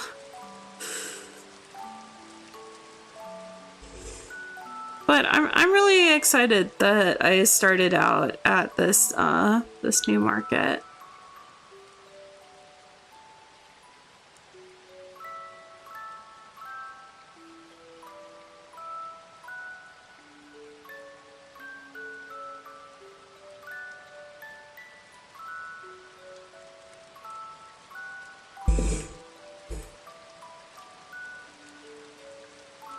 Okay, I have got to turn on my fan because I am like sweating. So hold on. Uno momento.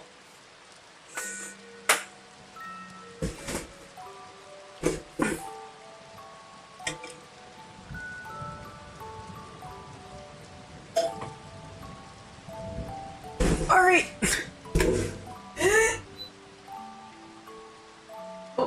Come on. Give me the cold. Oh! The Schmoopy is out! He's doing a model. Oh, the big baby. He's gonna need more food shortly.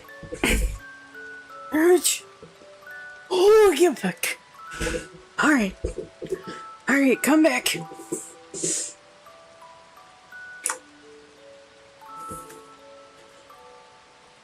Oh, today was your first day? Yes. So if you haven't been keeping up, I now work a full-time market job. I didn't, so the print company that I had initially applied for, they wound up never calling me back. Or if they did, I didn't see it. I know they didn't, like, call, but I checked my email just to make sure I didn't accidentally, like, miss it. No, I didn't get nothing. I got nada. But the other fish market that I went to apply to, they were like, hey, yo, we want you. And it was funny because when last Friday came around and I still hadn't heard from the print company, I let my other fish market know that I hadn't heard from them. And then I was like, honestly, I really should have just signed with y'all when I did my interview that when I came in to do my interview, because my interview at the other market, like, they wanted to sign me that day. They were like, we want you.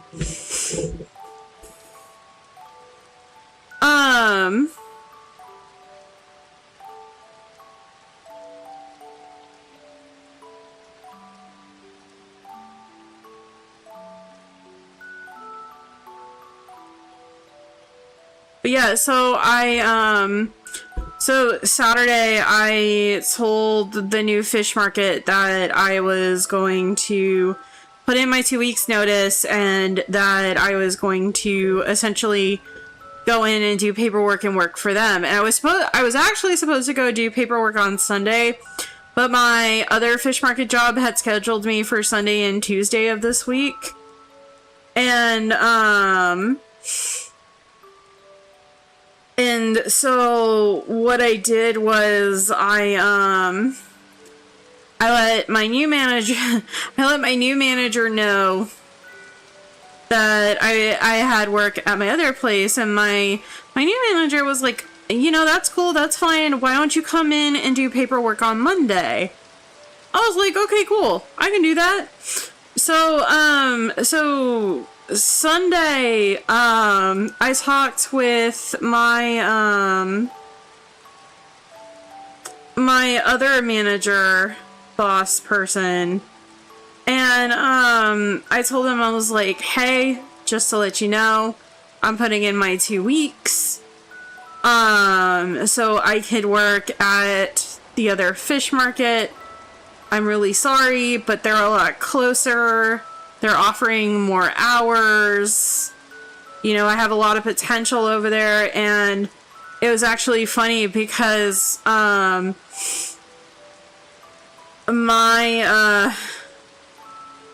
part-time fish market manager was like, you know what? If you want to make Tuesday your last day, like Tuesday of this week, if you want to make it your last day here, we don't need you. And I was just kind of like, huh? What do you mean?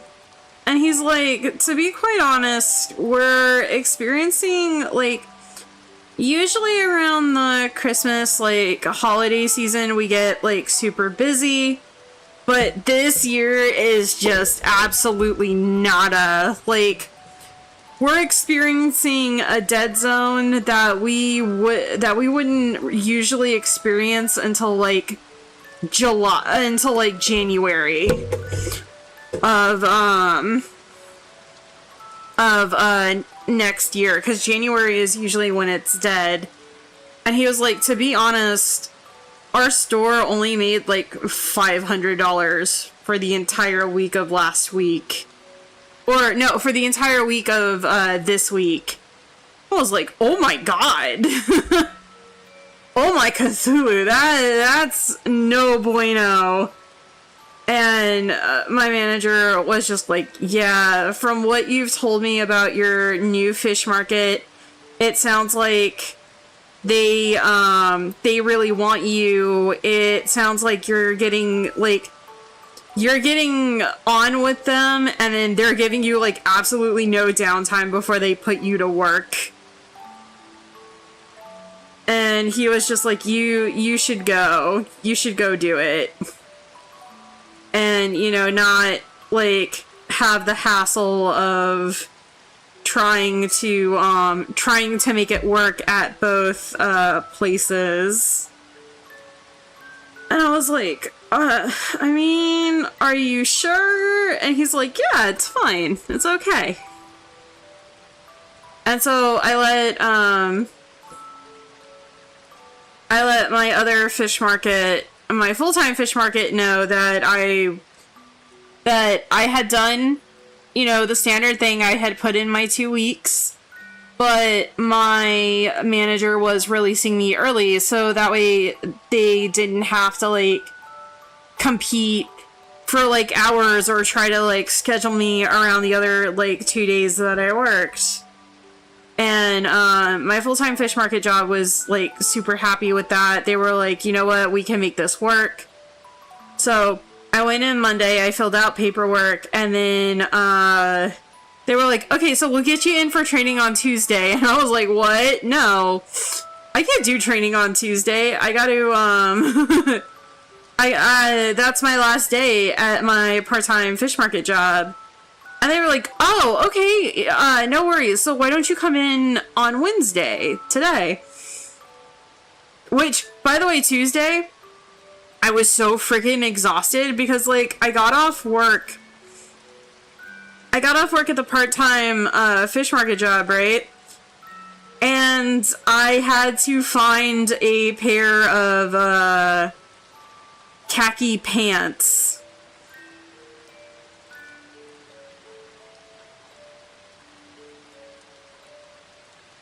Which, fun facts, I actually did not want... I went to 3 different stores, could not find khakis to save my fucking life. But I did find a very comfy pair of black pants, so they were like, ideally you want to wear we want you to wear khakis, but we understand if you can't get to khakis, we'll have you, God, why does that candle look off? Okay, it looks straight. Sorry, I just realized my computer is tilted at an angle, and so I'm like, is that straight? Because that doesn't look straight to me. Anyway, so, essentially, so they were like, okay, so we'll get you to come in on Wednesday. So I find a comfy pair of black pants, yeah, so yesterday I basically ripped my fucking hair out trying to find khakis, and I found a pair of black pants instead. And so I got home, I was tired, I was hangry, and I really wanted to, like, get in the shower and get clean and what have you, so I was just like, you know what, fuck it, I'm moving stream. I'm moving stream to today, and I still started today late, so whoops. But, where's the cursor? Where's the cursor? Here we are.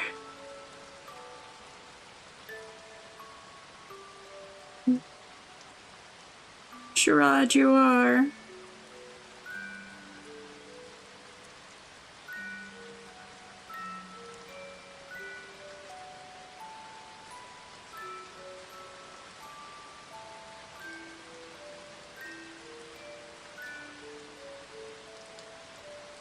But, what was I talking about? So anyways, so yes, so I started today, and today I did my onboarding paperwork, which was mildly hysterical.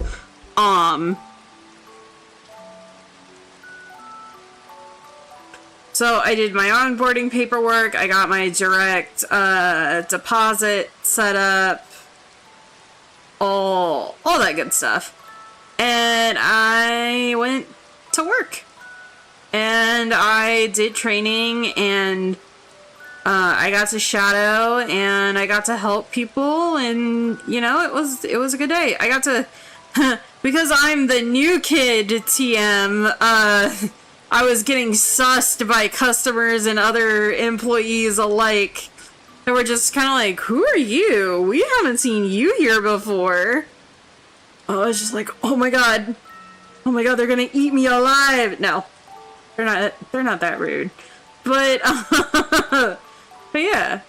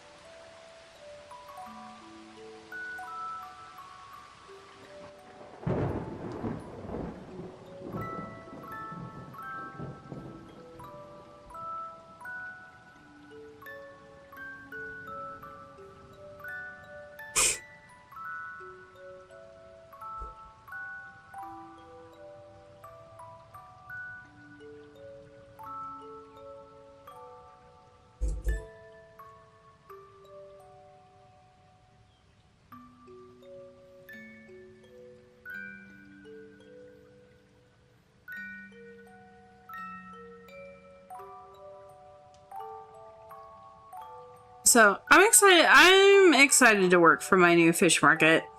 It was also kind of funny. They were really big sticklers for me to take, like, to clock in exactly on time, to take my break exactly when they said that I could take my break. So, like, I did all of my onboarding stuff, and I got out, and my my manager was like, "Hey, you're gonna we want you to take a 15 because it's slow, you're new, you know, and we don't want to quite throw you to the wolves just yet." And I was like, "Okay."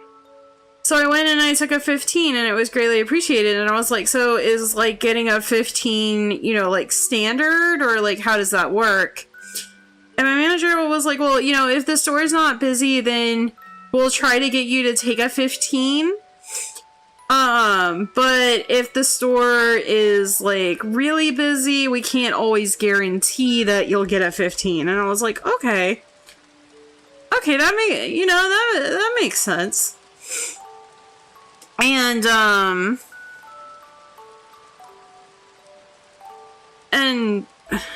my god, really? Why are you going to random bits? Oh, I'm a bit eepy. I don't know why I chugged like 4 gallons of soda today, but yeah. So they were like, "Take your 15." So I took my 15, and then after I gotten done with my 15 and I started shadowing, they're like, "Okay, you're gonna take a lunch at 2." And I was like, "Oh, okay, I'll take my lunch at 2." And so I'm shadowing and I'm busy, and at 1:58, all of a sudden I hear my manager that's like, Fan, go take your lunch." I was like, "Huh?" And she was like, go clock out and go take your lunch." And I was like, "Okay." So I, like, ran to go take my lunch. And, and then, you know, like, it was nice. I got to have sushi for lunch because, my fish market has a sushi place. So it was really cool. But in any case, I went and I took my lunch, and I came back, and then, like, so I got off at 6 today, and I was helping the other cashiers as, like, a bagger to, like, practice my bagging skills. Or lack thereof, I should say. And so I was helping, and I was bouncing around, and I was helping customers take, you know, stuff to their car, to their vehicles. And, they sent one of the cashiers to go to lunch, and they were like, "Hey, you absolutely need to clock out and go to lunch." And, they looked at me and they're like, "Hey, we need your help. Or this other cashier needs your help."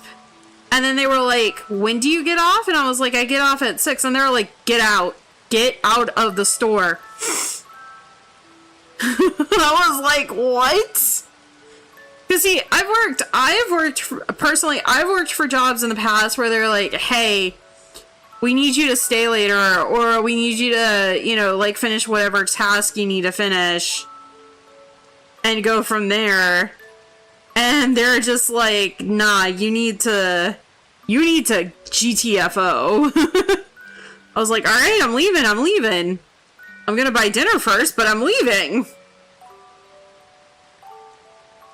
And so it was just an interesting change that I just wasn't really expecting.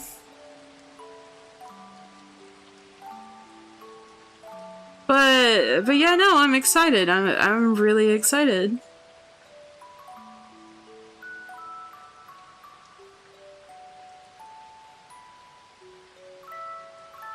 I really want to do well at this fish market.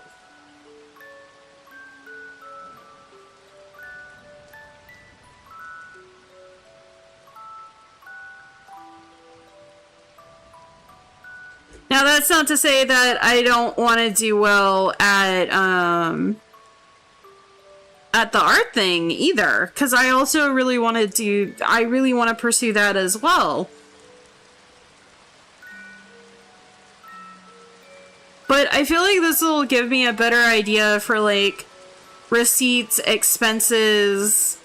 That was something else that I found really interesting. So at my fish market, my full-time fish market, they were like, hey, if you buy anything, keep the receipt with you at all times. And I was like, really? That's kind of weird. Why? And they were like, because if somebody sees you walking around with a drink, or they see you sitting and eating, they're gonna, if they don't think that you paid for it, they're gonna come up to you and they're gonna ask you, they're gonna be like, hey, did you pay for this? And then you can pull out the receipt and show them that you indeed did. I was like, okay. Yeah, so my new fish market is under a surveillance state, which I also thought was kind of interesting. They're like, yeah, we can watch the cameras. We can see what everybody does at every time. And I was like, alright, big brother, I guess. The eldritch eye in the sky, I should say.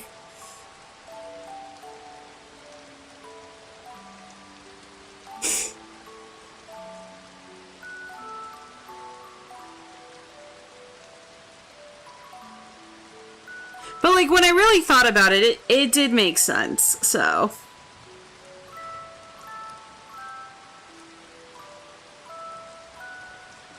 I was just kind of like, huh? Okay.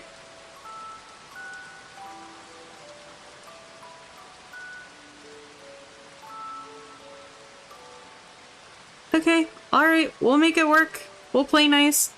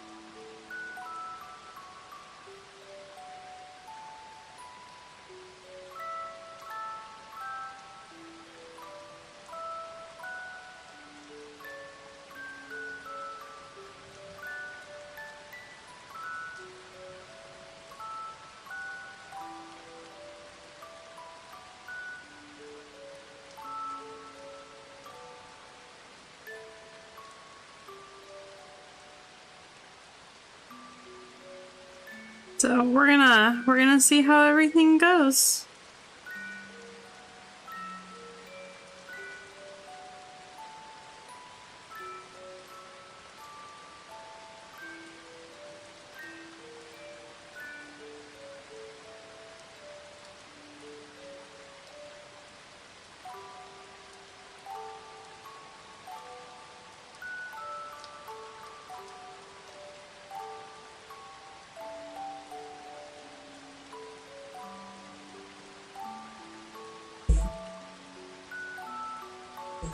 best of luck, and I'm glad they offered full-time. That's pretty rare.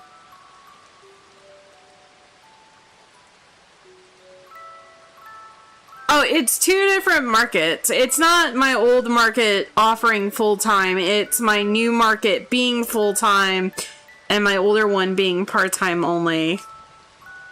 I'm sorry if that was a bit confusing.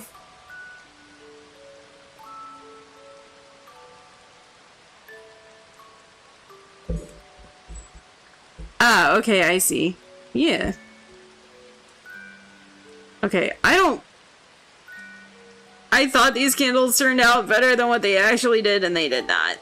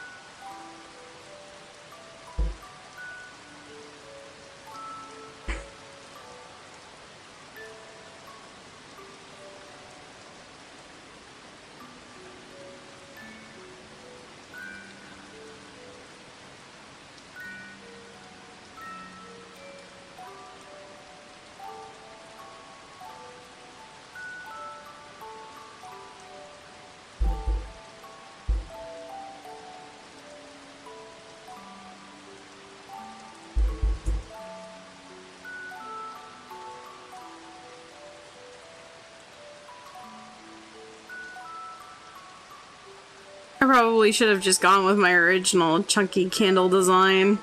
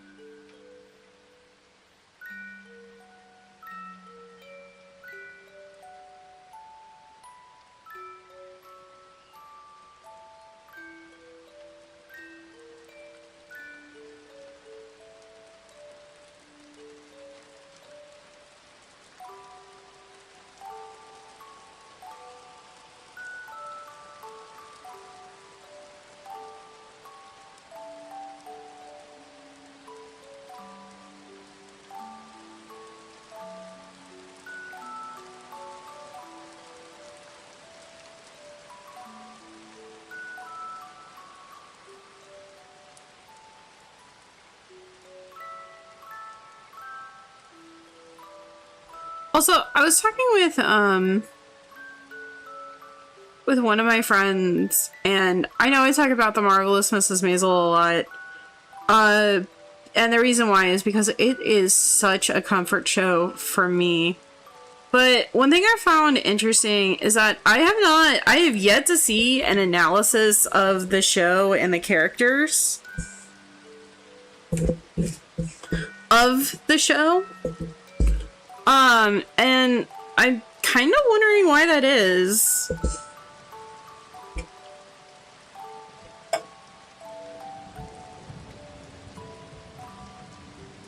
You know, it could be somebody's in the process of, like, making it, but part of me wonders if maybe it's a series of videos I need to do. And the reason why I say that is because I see a lot of me in the characters, which, if you haven't watched it, please go. If you haven't watched it and you're a creative or somebody who's looking to, like, sort of strike out on your own in something that you're not really, like, familiar with, 10 out of 10, please go watch it.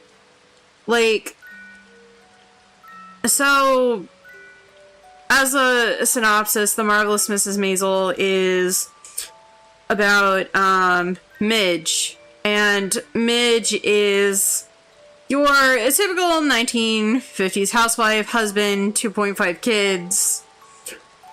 She's a New York socialite, and she, you know, does New York socialite things. Well, her entire life gets blown up when she finds out her husband's having an affair with his secretary. And that pretty much goes about as well as you'd expect it to, which is not very well at all. But what winds up happening is Midge falls into, like, kind of literally falls into being a stand-up comedian in an era where, you know, it's after World War II. I mean, it's like the late 1950s, early 1960s, but it's essentially that, like, decade or so after World War II where, you know, women largely don't want to leave the workforce because that's what they did while all the men were, you know, gone and off to war. And there are really great moments in the show, but as I've been, like, rewatching it with one of my friends, I realize how deeply, like, connected I am to it, and how I see myself in characters like Midge, who, while I may not have, you know, gotten divorced, essentially there was this catalytic event in her life that blew up her, you know, what she thought was going to be her regular, you know, like, day-to-day, and in order to cope with it, she turns to comedy. And has a talent for it. She's really good at it. You know, but one of the scenes that always sticks out to me is whenever Midge is trying to do her comedy routine for the first time, like, on purpose, and she, you know, bombs spectacularly the entire time, and she gets frustrated and she hops down off stage, and Susie's trying to tell her, you know, get back up there, get back on the horse. And Midge is like, no, I don't want to do that. Like, what's the point of going on stage if I'm just gonna bomb over and over and over again? And she points out, you know, these other comedians, they don't bomb. Lenny, Bob Hope, like, all of them, they don't bomb. And Susie has to tell her, yeah, because they spent years bombing. Everyone does when they start out. You spend, you know, like, months to years bombing before you get enough of a routine to like get good. And Midge is like, why would anyone do this if they would, you know, like bomb and keep bombing? You know, or like, so they have another character. Her name is Sophie Lennon. Sophie is a great character to hate, but I also sympathize with her because, Sophie gets a chance to do this, like, big thing that she always wanted to do, which is, be on Broadway. And the night that, you know, it's her big debut, she's going to be seen as a serious actress. She chokes really hard, actually. She chokes and she bombs in front of 1,000 people, mind you, who all came to see her on Broadway. And she kind of goes through this this psychotic break of, you know, so she gets an interview where she talks about it, where the interviewer just, like, outright asks her, you know, like, what happened, why, you know, like, why did this, like, what was going through your mind? And Sophie, well, she is very antagonistic. She talks about how, you know, this was something that she's wanted her whole career, her whole life.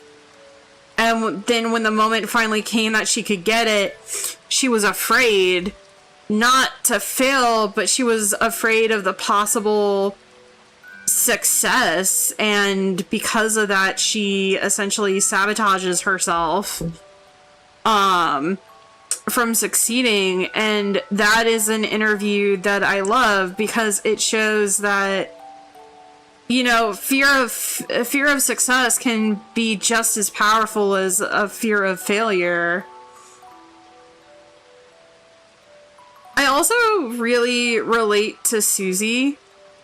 So Susie is one of the other main characters. Her and Midge actually develop like this really great friendship and partnership, and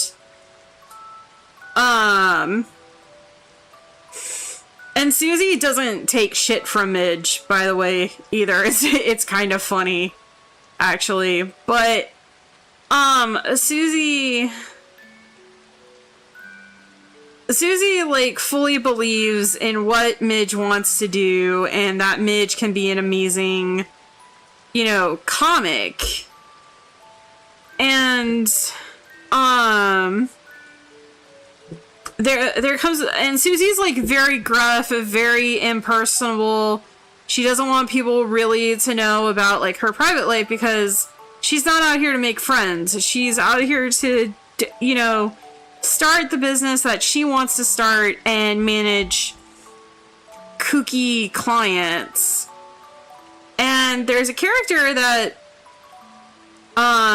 she always talks about, or that she always like talks with, and you know, whenever we see character interactions with them, they're always like, you know, fuck you and piss off and, you know, stuff like that. But then, like, the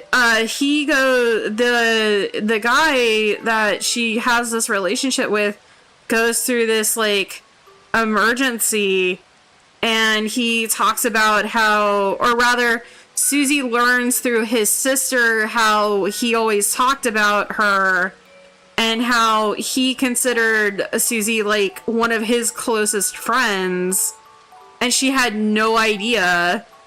She had no idea that he thought of her that closely, and she has a really big moment of vulnerability, of not knowing, like, basically about his whole life, because essentially what he did was he packed up all of his accomplishments in a box.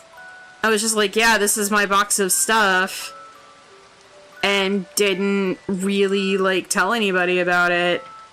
And it's a very, her break is very interesting because it shows how much Susie, like, cares about her friends, or people she considers her friends, and it shows how, like, how personable she wants to be with people, but for whatever reason can't bring herself to be that way. And, you know, I've had friends and family. The reason why that scene always hits me rather hard, I don't know, tonight's a night to be vulnerable, so I'm just airing out all my vulnerabilities up here on my soapbox. So point and laugh, if you will. But you know, I've had friends and family describe me as very unemotional. Like, you would be amazed, but I've had friends and family describe me as very unemotional, very robotic, very closed and withdrawn. In fact, actually, it was funny. So, my ex and I met in college, and he went on one date with me, and I do this thing where I am a nervous wreck, and when I am a nervous wreck, I just shut down. No emotion, no nothing. And to be honest, and to be fair, my ex was like the first guy that ever like genuinely asked me out, not as like a joke. Yeah, I was that girl in high school that guys would ask out as a joke. But we're not hashing out that. That's voted most likely to suck eggs in high school. No. I'm kidding. We're not going there. But I'm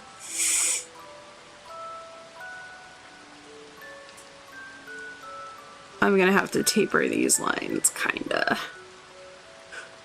But, in any case, so, where was I going with this? Yes, so, anyway, so my ex asked me out on a date. We went, and I actually thought things were going pretty well, but, like, a couple days later, my ex sent me a text, and he's like, hey, this isn't working.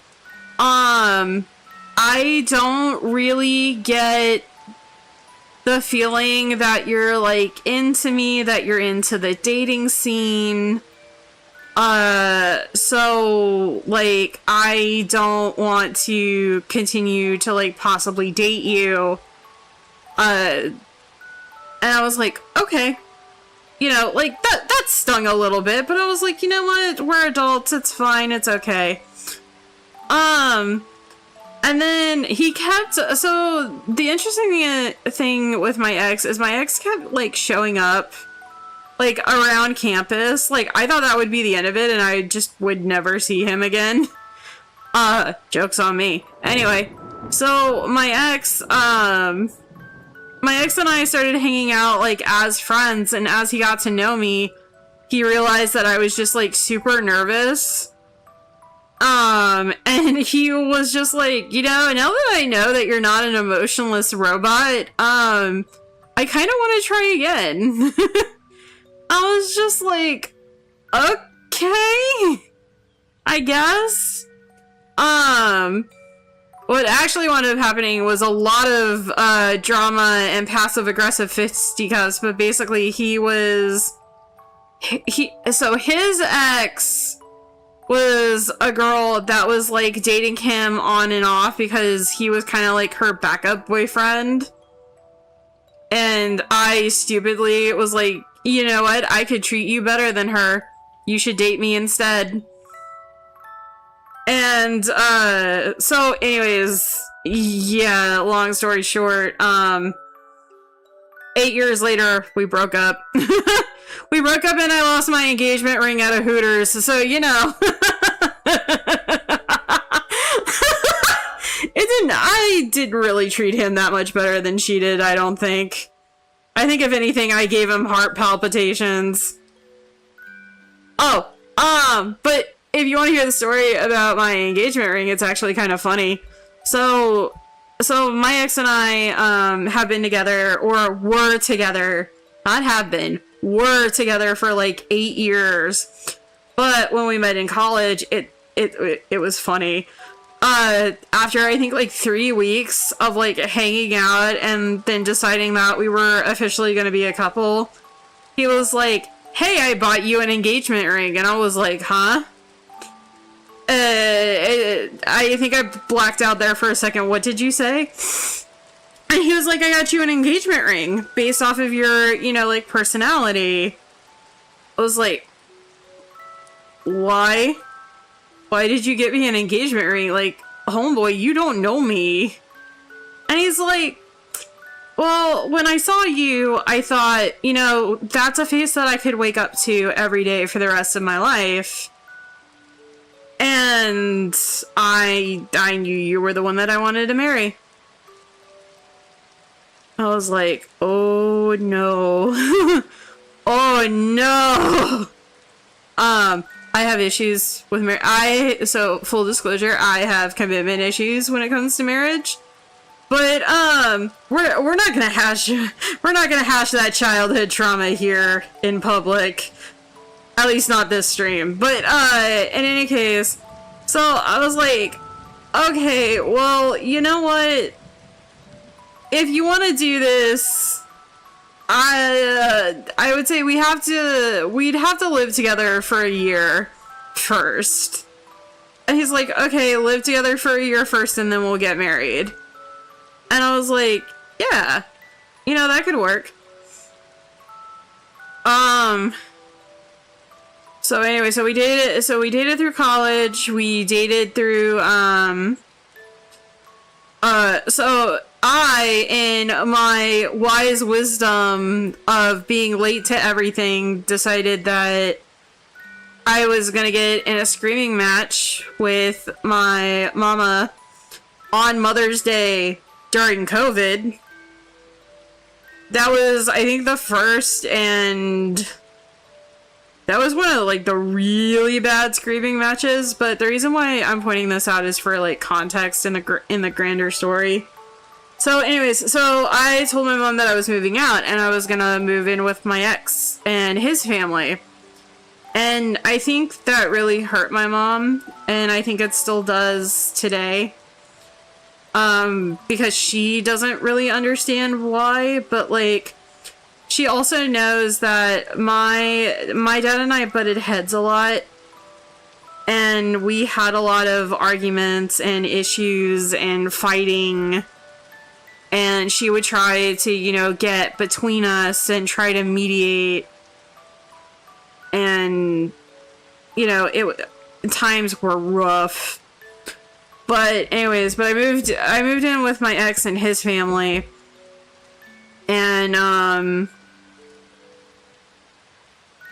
I got space. I got space from my parents and living with them, which in some ways was good, in other ways, you know, was also kind of wild. My parents and I, we have a lot better relationship now than when I was younger. I was an edgy, angsty, TM kid. I had a lot of rage and hate and anger at the world, and that I'm trying to, like, get through and get out of my system, because there's really no need for that. But where was I going with this? So yeah, so I moved in with my ex and his family, and we lived together with his family for, I think, like a year. And then his mom wound up passing. His mom was really sweet. She was a really nice woman. I still miss her. I hope she found peace, though. So anyways, so my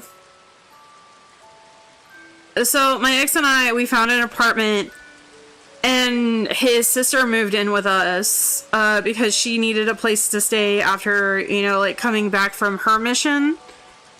And, so anyways, so we find a place to live in the apartment, and my ex is like, "Hey, we've been living together for a year now. Why don't we get married?"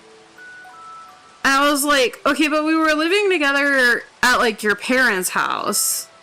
And he's like, "Yeah. Why don't we get married?" And I was like, okay, but we haven't lived together for like a year by ourselves. And I kind of want to see how that pans out. And I think that's when he started getting suspicious. Maybe that I wasn't as fully committed to the marriage thing as he was. But he agreed. He was like, yeah, okay, sure. And so that's what happened. And then I think like his brother got married, like his eldest brother got married. And he saw what a hassle his eldest brother's wedding was. And he's like, yeah, I don't want to do any of that. I just kind of want to go down to the courthouse and go get it like a paper and call it good. And I'm like, my dude, how can you call yourself a hopeless romantic and you just want to go down to the courthouse and go sign a paper? And granted, don't get me wrong, no shade.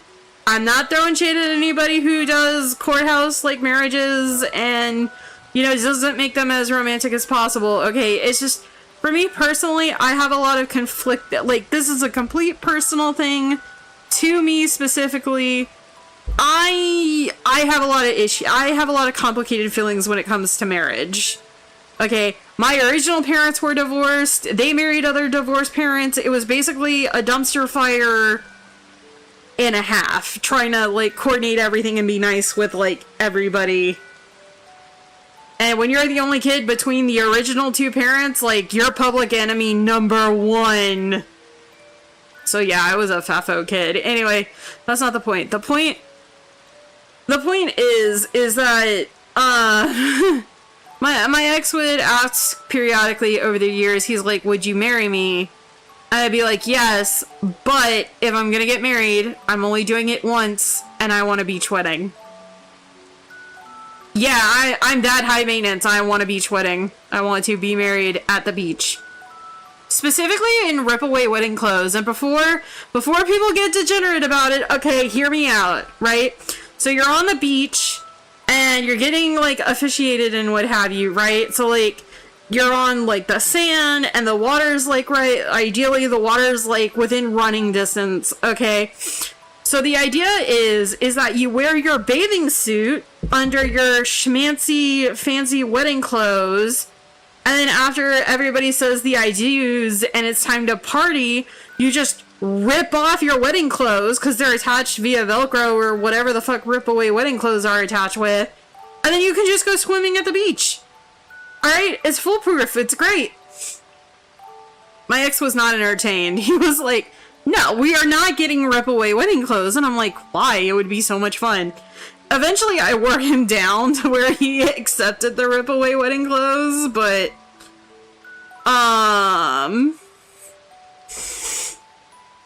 yeah, I'm crazy. This is where everybody finds out Fan is crazy. But, in any case... so yeah, I was like, come on! Oh, I did those all on one layer. It's no bueno. Can I merge them all on one layer? Yes, I can. Okay. You know what? That works. So, where was I going with this? Oh yeah, so anyway, so I was like, I want to get married at the beach, and my ex would shoot back. He's like, a beach wedding is so expensive though. And I'm like, okay, then we'll try and save. But that's what I want. I want a beach wedding. I will not get married unless it's at the beach. And that's even if I will get married at all.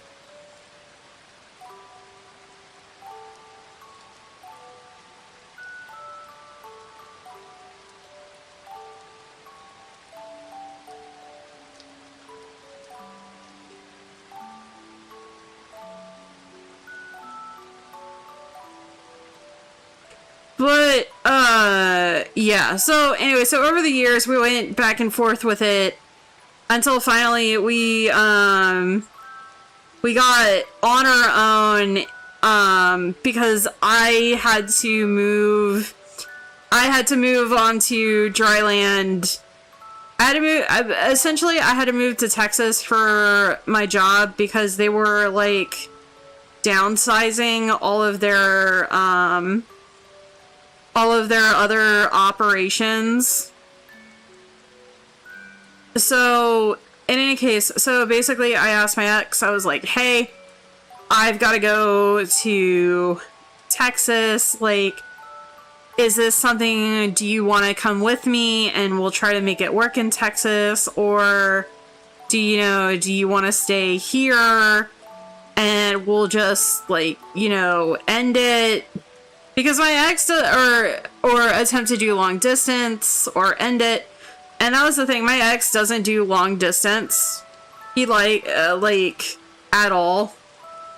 And so he's like, ideally, I would like not to do long distance, or do long distance as very, like, minorly as possible. And I think that was I think us going to Texas was the beginning of the end, essentially. And so, anyway, so we went to Texas, we got set up, and then it was just a downward deterioration spiral. I said some things I'm not really, like, proud of.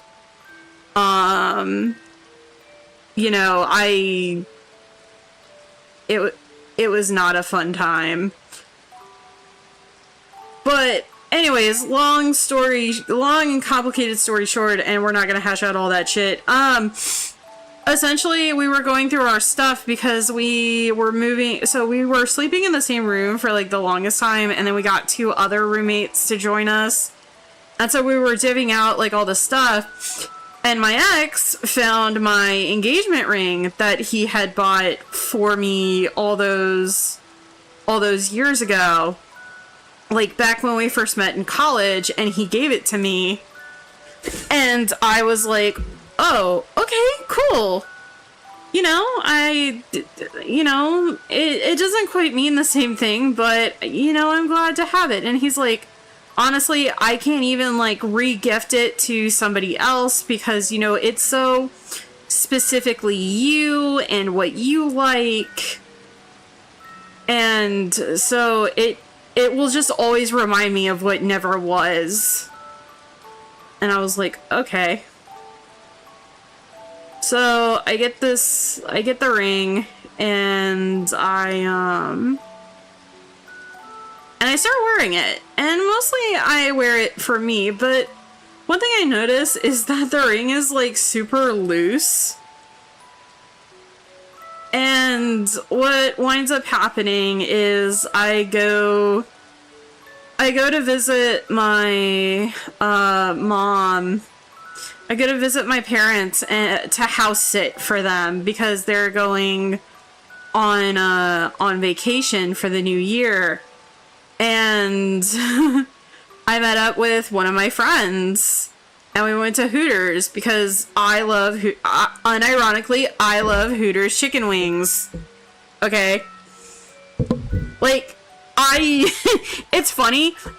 Like, it's actually really funny the way people just outright will stare at me when they're like, hey, where do you want to go for lunch? And I'm like, let's go to Hooters.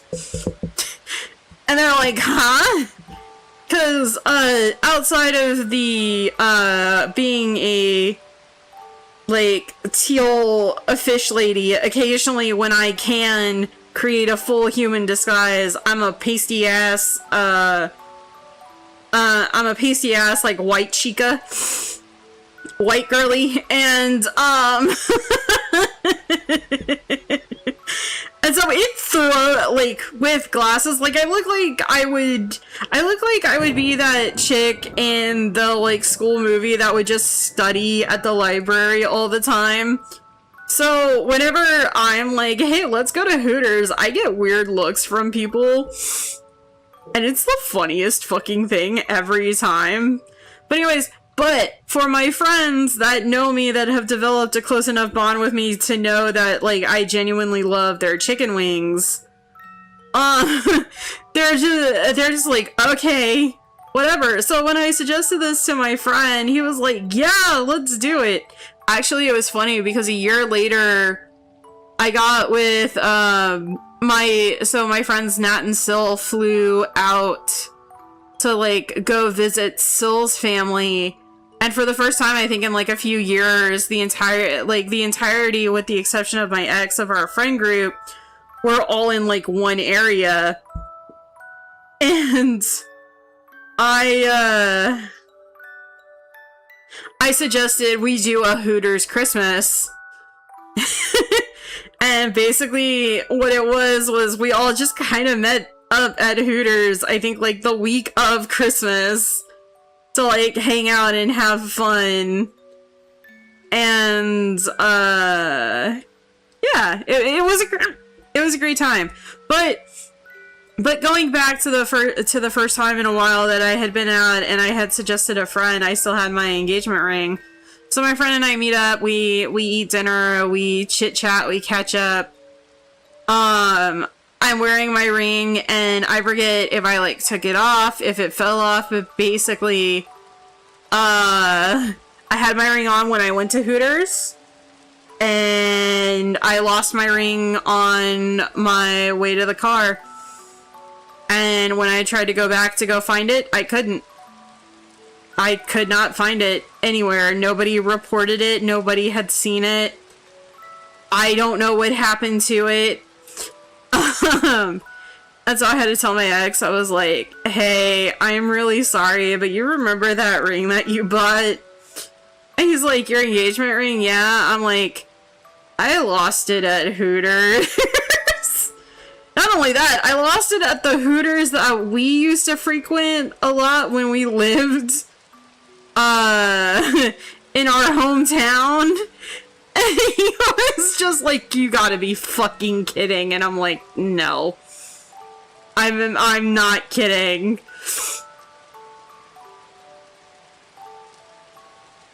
And my friends that know me and know what know me personally, they're like, you know what, it's the completion of a cycle and it returned home. I was like, you know what, I hope whoever found it, you know, finds true love and serenity and peace and has, you know, the best ever. Actually, there's another ring that I wear, it was like a $3-ish like promise ring. And what's interesting about it is I put it on and I didn't ever take it off, but the thing that I found interesting is engraved in the band was a gold like heart when I first got it. And the gold in that heart has completely faded away. Like, now the entire band is just silver. And I think about that a lot more than I probably should. But it's kind of one of those, I've had, like, even though the ring is no longer really, like, a promise ring or a promise for us to, like, be together, I can't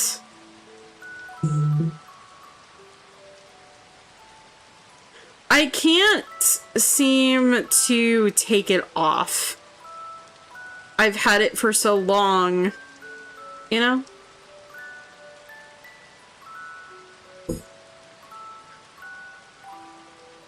But it also doesn't feel like it's a... I don't know. I think over the years... I think initially it was one of those, like, in a moment it felt like it was a promise ring, but then, like, over time it felt like it had started to lose that meaning.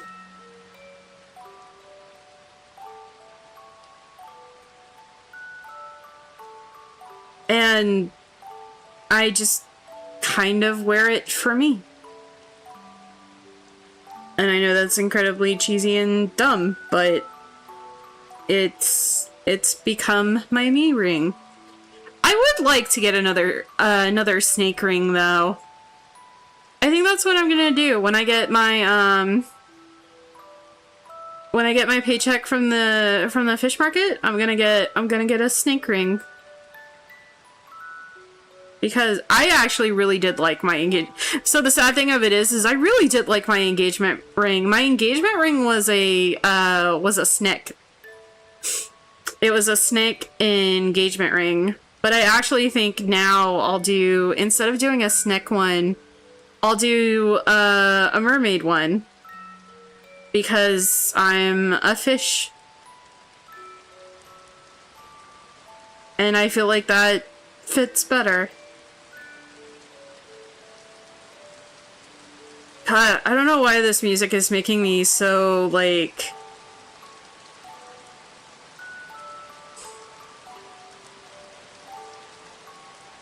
so sappy. I hate when I get sappy.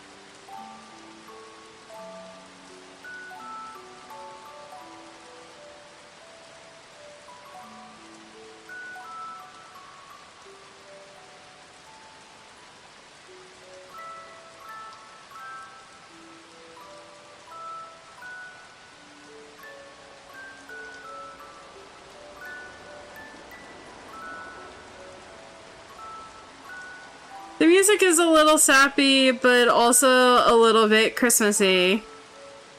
Oh, yeah, that's right. By the way, happy holidays to everyone who celebrates.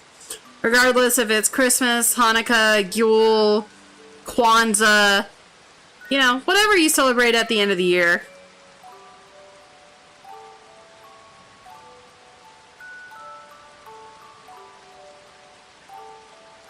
It's actually kind of interesting and kind of sad. I was hoping to try to make it back out to, try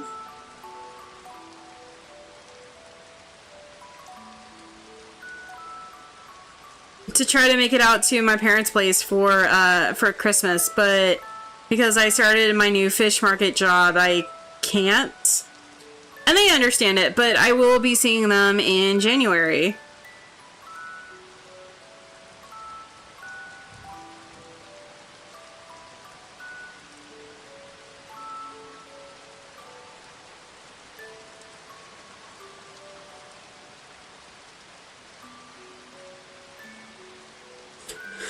Alright, so we've got the book, we've got the candles, we've got the quill and pen.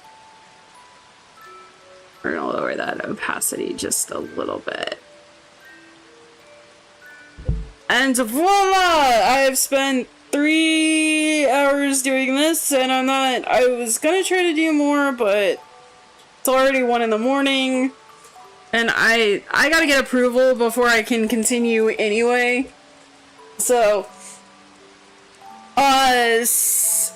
it looks like this is gonna be a 3-part series because I gotta get some final render approval from my friendo before I start animating, and I gotta make sure that the composition is good on it. So we're gonna call it good for tonight. I'm gonna go raid out into somebody, but I will be back Friday, and then either Saturday or Sunday. Friday we're doing co-op gaming. I'm not sure what we're doing. I mean, honestly, we might, so I've been in talks, and we might actually play Don't Starve together. But I feel like that's going to be a bit of, like, a longer campaign to play, depending on if we can make it past, like, day 1. Don't Starve together has always been a bit hit and fucking miss for me. I usually can't get out of surviving, like, the first day. But much love, everybody. Thank you so much for joining. Thank you so much for getting sappy with me. I hope you all have a good whenever. And let's go see who we're gonna be raiding into today. Have a good night. Oh, somebody's working on a controller rig. Okay, okay. Actually, am I following anybody who's online? Kuma Snore! Drewsy's playing Isolation. It's been a hot minute since we've seen Drewsy. Well, let's go say hi. Let's go say hi to Drewsy. Drewsy's great. Drewsy does a lot of, like, Drewsy, like, so I checked out Drewsy's website. Drewsy has a whole catalog of stuff that he's, like, made. Oh, is he a face cam streamer now? Hold up. Okay, yeah, we gotta go say hi. Anyway,